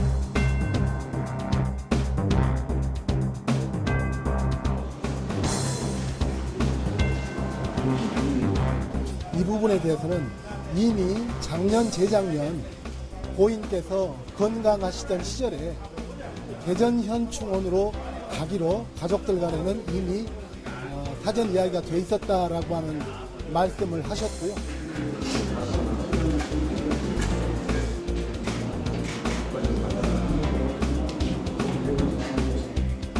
먼저 가신 고인의 뜻도 그렇고 본인의 뜻도 그렇고 대전이든 서울이든 다 같은 대한민국 대전현충원이든 서울현충원이든 모두 독립현충원이다라고 합니다.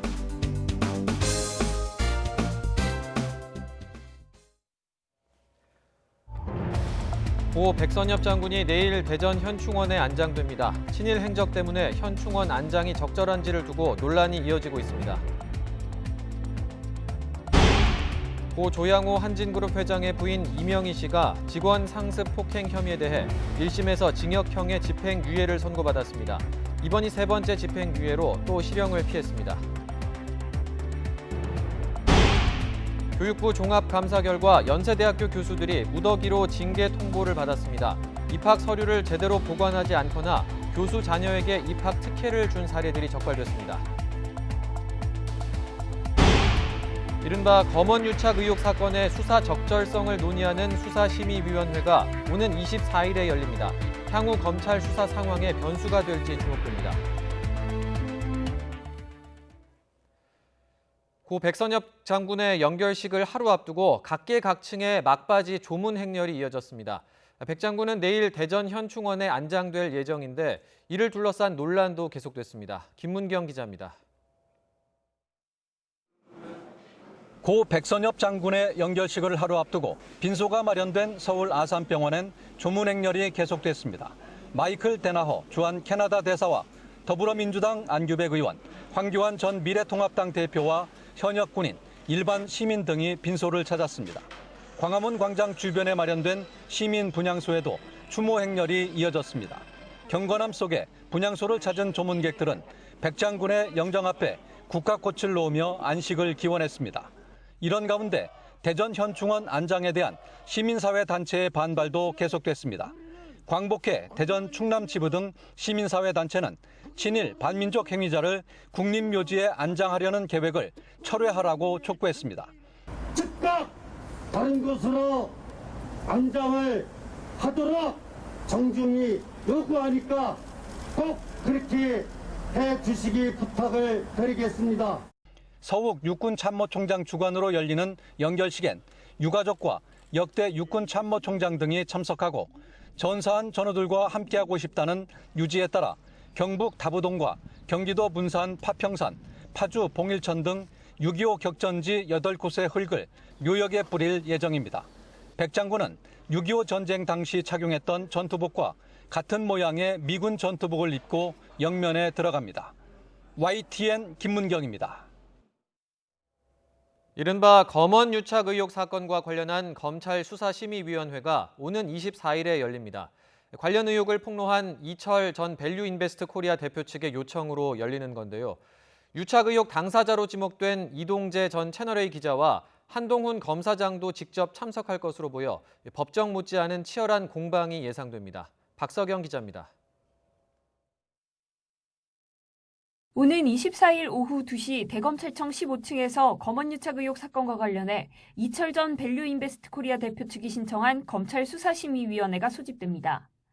대검은 이 전 대표 측과 채널A 이동재 전 기자 측, 한동훈 검사장 측에게 각각 심의위 개최 일정을 공지하고 20분 전까지 의견서를 내라고 통보했습니다.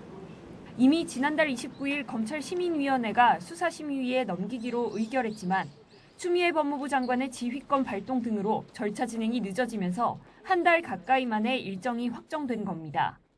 수사심의위는 양창수 위원장과 무작위 추첨으로 선정된 법조계와 학계, 시민단체 등 사회 각 분야 외부 전문가 15명으로 구성됩니다.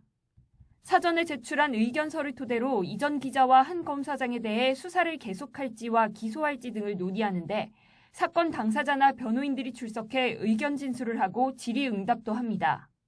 특히 이번 심의위는 당사자인 이 전 기자가 직접 출석하기로 한 데다 한 검사장도 직접 참여하는 방안을 긍정적으로 검토하고 있다고 밝혀 법정 못지않은 치열한 공방이 예상됩니다.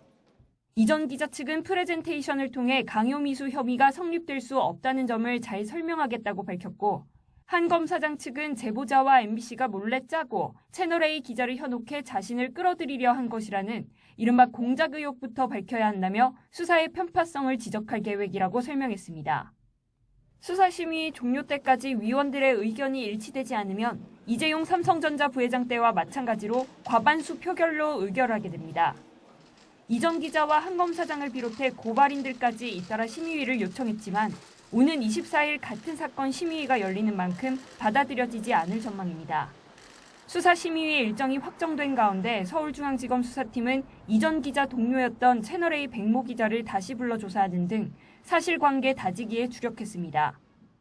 전 채널A 기자에 대한 구속영장 청구 등도 일단 수사심의 전까지는 보류될 것으로 전망되는 가운데 검찰 내 극심한 갈등을 불러온 이번 사건 수사에 심의위가 또 다른 변수가 될지 주목됩니다. YTN 박서경입니다. 직원 상습 폭행 혐의 등으로 기소된 고 한진그룹 조양호 회장의 부인 이명희 씨에게 1심 재판부가 징역형의 집행유예를 선고했습니다. 이번이 세 번째 집행유예인데요. 자세한 판결 내용은 이경국 기자가 보도합니다. 방에서 나온 이명희 씨가 수행기사에게 지압실 예약 시간을 알아보라며 대뜸 욕설을 내뱉습니다. 안국동 지압해서 내 오늘 지압 몇 시에 할 수 있는지 제대로 이 전화해서 제대로 말해. 왜 개인 휴대전화를 쓰냐면서 허벅지를 걷어차기도 합니다. 개인 전화 부셔버려? 왜 개인 전화? 왜 일할 때 올라올 때 개인 전화 들고 와? 왜 개인 전화 놓고 이거는 일할 때. 이 씨는 이런 방식으로 2011년부터 2018년까지 운전기사와 경비원 등을 상습 폭행해 다치게 한 혐의 등으로 기소됐습니다. 조사 과정에서 직원에게 철제 전지가위와 화분을 던진 사실 등도 추가로 확인됐습니다. 법원은 1심 재판에서 이 씨에게 징역 2년에 집행유예 3년을 선고했습니다. 재판부는 이 씨가 자신의 영향력 아래에 있는 피해자들에게 상습적으로 폭행과 폭언을 해 죄질이 가볍지 않다고 질타했습니다. 특히 피해자들이 부당한 폭력을 감내할 수밖에 없었던 만큼 비난 가능성이 크고 피해자들의 자괴감도 상당할 것이라고 지적했습니다. 다만 이 씨가 범행 대부분을 인정하고 피해자들과 합의한 점과 만 70세라는 나이 등도 고려했다고 설명했습니다. 재판부는 선고를 내린 뒤 성찰과 반성의 시간이 필요하다는 충고의 말로 판결을 끝맺었습니다. 외국인 가사도우미 불법 고용과 명품 밀수에 이어 세 번째 집행유예를 선고받은 이명희 씨는 취재진 질문에 입을 굳게 닫은 채 법원을 떠났습니다. 벌써 세 번째 집유인데 좀 어떻게 신경 한 말씀 부탁드리겠습니다. 피해자에게 한 말씀 해주세요. 재판부는 집행유예 기간에 다른 범죄를 저지르면 유예된 형을 실제로 살아야 한다며 더 조심하라는 말도 잊지 않았습니다. 검찰과 이 씨 측은 판결문을 검토한 뒤 항소 여부를 결정할 방침입니다. YTN 이경국입니다. 교육부의 종합감사 결과 연세대학교 교수들이 무더기로 징계 통보를 받았습니다. 조국 전 법무부 장관 아들의 입시 특혜 의혹이 불거진 정치외교학과 등 7개 학과가 입시 자료를 제대로 보관하지 않은 것으로 드러났습니다. 김종균 기자입니다. 연세대 종합감사 결과는 예상보다 심각했습니다. 연세대 대학원 7개 학과는 2016학년도 후기 입학부터 4년 동안 2천여 명의 지원자들을 대상으로 입학 전형을 실시하면서 서류 심사 평가서, 구술 시험 평가서 등 입시 자료를 작성하지 않았습니다. 또 대학원 49개 학과는 같은 기간 5,700여 명의 입학 전형 자료를 아예 보관하지 않았습니다. 이에 따라 교육부는 교수 16명에게는 중징계, 25명에게는 경징계 처분을 통보하고 수사를 의뢰했습니다. 이번 감사는 지난해 9월 조국 전 법무부 장관 아들의 대학원 입시 부정 의혹으로 촉발됐습니다. 당시 연세대는 2015년 2학기부터 4년치 정치외교학과 대학원 입시 서류가 모두 사라졌다고 밝힌 바 있습니다.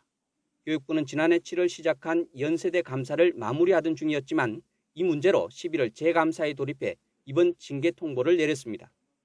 이 밖에도 연세대 경영전문대학원 입학 과정에서 교수 자녀에게 구술시험 만점을 주고 최종 합격시키는 등 모두 86건의 비리가 적발됐습니다. 홍익대도 감사 결과 41건의 지적사항이 나와 16명이 징계 통보를 받았습니다. 교육부는 지난해 학생 수 6,000명 이상 대규모 사립학교인데도 개교 이후 한 번도 종합감사를 받지 않은 16곳을 선정해 2021년까지 종합감사하겠다고 밝혔습니다.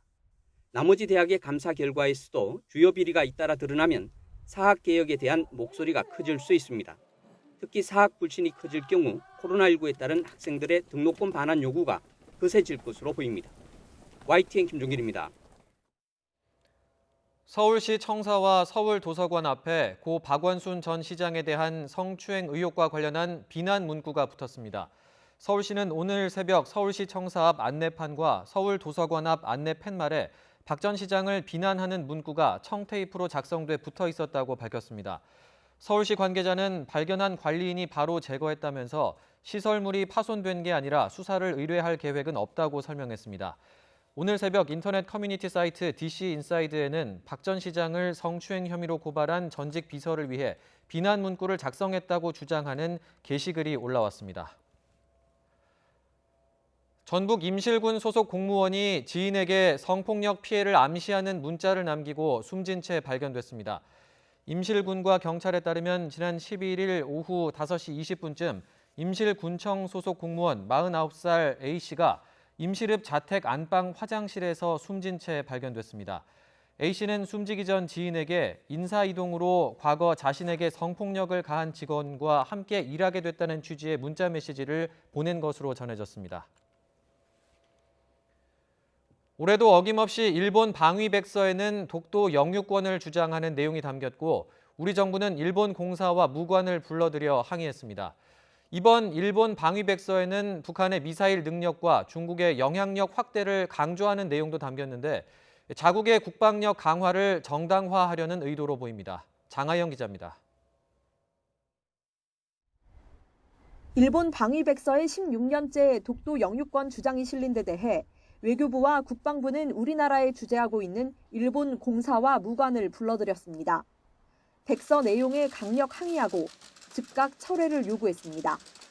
양국 관계에 도움이 전혀 되지를 않고 그다음에 우리의 영유권에 주권에 어떠한 영향도 미치지 못한다는 것을 계속해서 일본 측에 얘기를 하고 있습니다. 이번 일본의 방위백서는 특히 북한의 핵과 미사일 능력을 일본에 대한 중대하고 절박한 위협으로 집중 제기했습니다. 백서 앞쪽의 특집으로 북한 탄도미사일 발사를 다루며 북한의 시험 발사 사진 4장을 실었습니다. 2019년 5월 이후 발사한 신형 단거리 탄도미사일 3종이 고체 연료를 사용하고 저공 비상해 미사일 방어망 돌파를 기도하고 있다고 주장했습니다. 또 중국이 센가쿠 열도 주변에서 일방적 현상 변경 시도를 집요하게 하고 있다며 일본의 4배에 달하는 중국 국방비 액수와 증가 추이를 도표로 제시하기도 했습니다. 이런 내용이 현재 일본의 헌법으로는 불가능한 적 기지 공격 능력의 포석이라는 분석이 나옵니다. 오는 12월 일본의 국가안전보장 전략과 이에 따른 자위대 인력 장비를 정하는 중기 방위력 정비 계획 개정이 예정돼 있기 때문입니다. 안보 전략의 최고 문서라고 할 수 있는 건데 2013년도에 처음으로 일본이 만들었어요. 근데 올해 12월 달에 그걸 개정할 거예요. 적기지 반격 능력을 보유해야 한다는 게 영시가 될지 안 될지는 우리가 좀 주목을 해봐야 할 거죠. 앞서 일본은 우리 돈 2천억 원을 이미 지출한 이지스 어쇼어 배치 계획을 취소하며 적 기지 공격 능력의 정의를 다시 할 필요가 있다고 밝힌 바 있습니다. YTN 장하영입니다. 양쯔강 하류의 홍수로 중국 최대의 담수호인 포양호의 수위가 최고로 올라갔습니다. 현지에서는 둑을 지키기 위한 사투가 벌어지고 있습니다. 베이징 강성웅 특파원입니다. 누런 흙탕물 사이에 남아있는 작은 길로 차량들이 쉴 새 없이 달려갑니다. 중국 최대의 담수호인 포양호에 무너진 제방을 메우기 위해 흙과 돌을 싣고 온 트럭들입니다. 83시간 밤낮 없이 작업한 끝에 붕괴된 뚝 127m가 다시 연결됐습니다.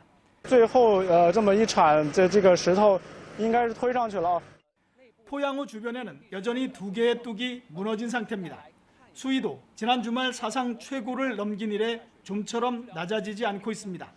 때문에 다른 쪽 제방의 높이를 낮춰 물을 미리 빼는 작업도 병행하고 있습니다. 마을이 없는 임시 경작지로 쓰이는 땅 쪽으로 물길을 유도해 피해를 최소화하려는 조치입니다.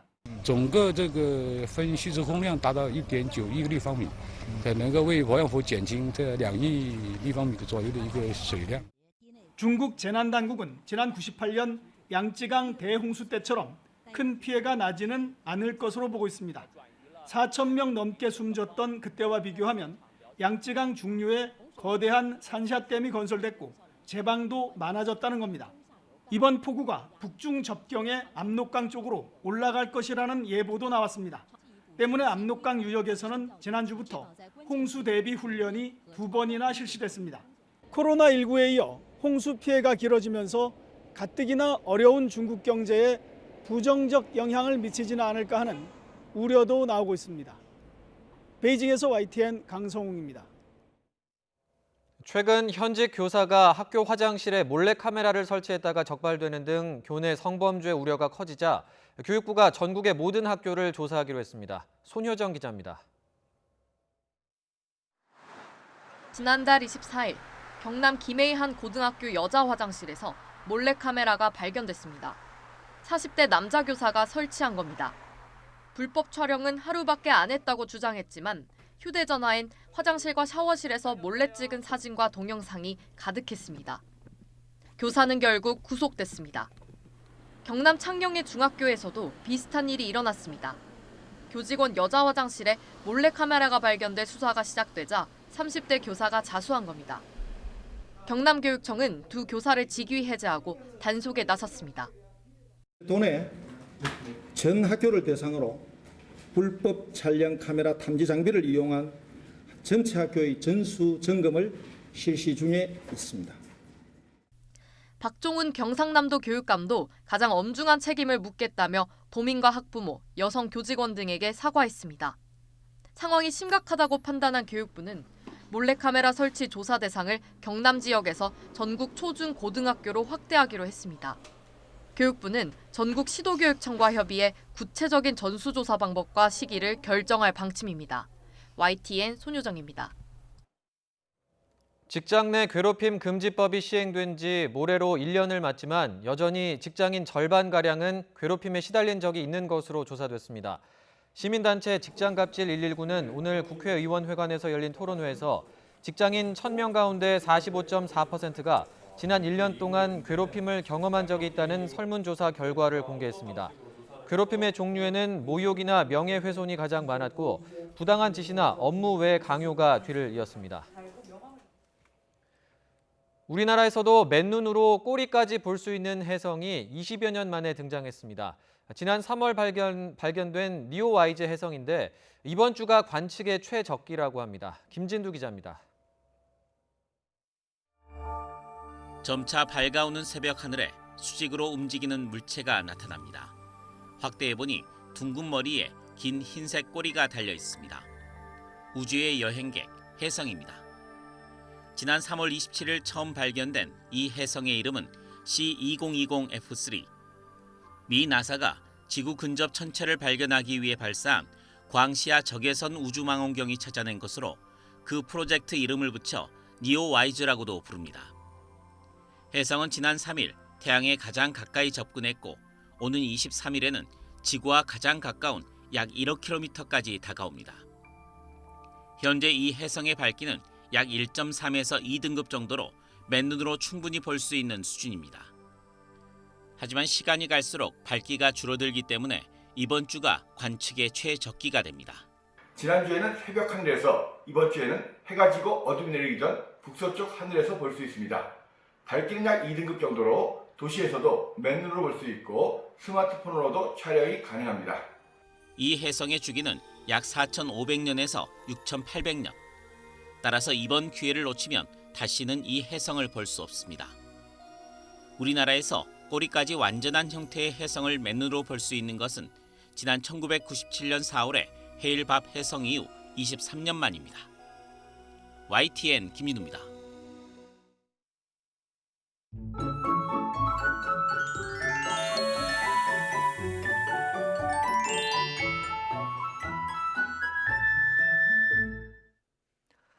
오늘도 비구름이 햇볕을 가리면서 낮 동안 기온이 크게 오르지 못했습니다. 특히 남부지방은 오락가락 비가 내리면서 한낮에도 꽤 선선했는데 내일은 오늘보다 기온이 오릅니다.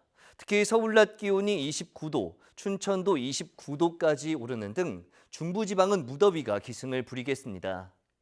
남부 곳곳에 산발적으로 비가 내리고 있습니다. 앞으로 5에서 10mm의 비가 더 내린 뒤 아침에는 모두 그치겠습니다. 이후 서쪽 지방부터 점차 맑은 날씨를 회복하겠습니다. 다만 전북과 영남 내륙에는 대기 불안정으로 오후부터 밤사이 소나기가 지나는 곳이 있겠습니다. 내일 낮 기온 오늘보다 3도에서 6도가량 높겠습니다. 서울 29도, 대전 26도, 광주 24도, 부산 23도로 예상됩니다.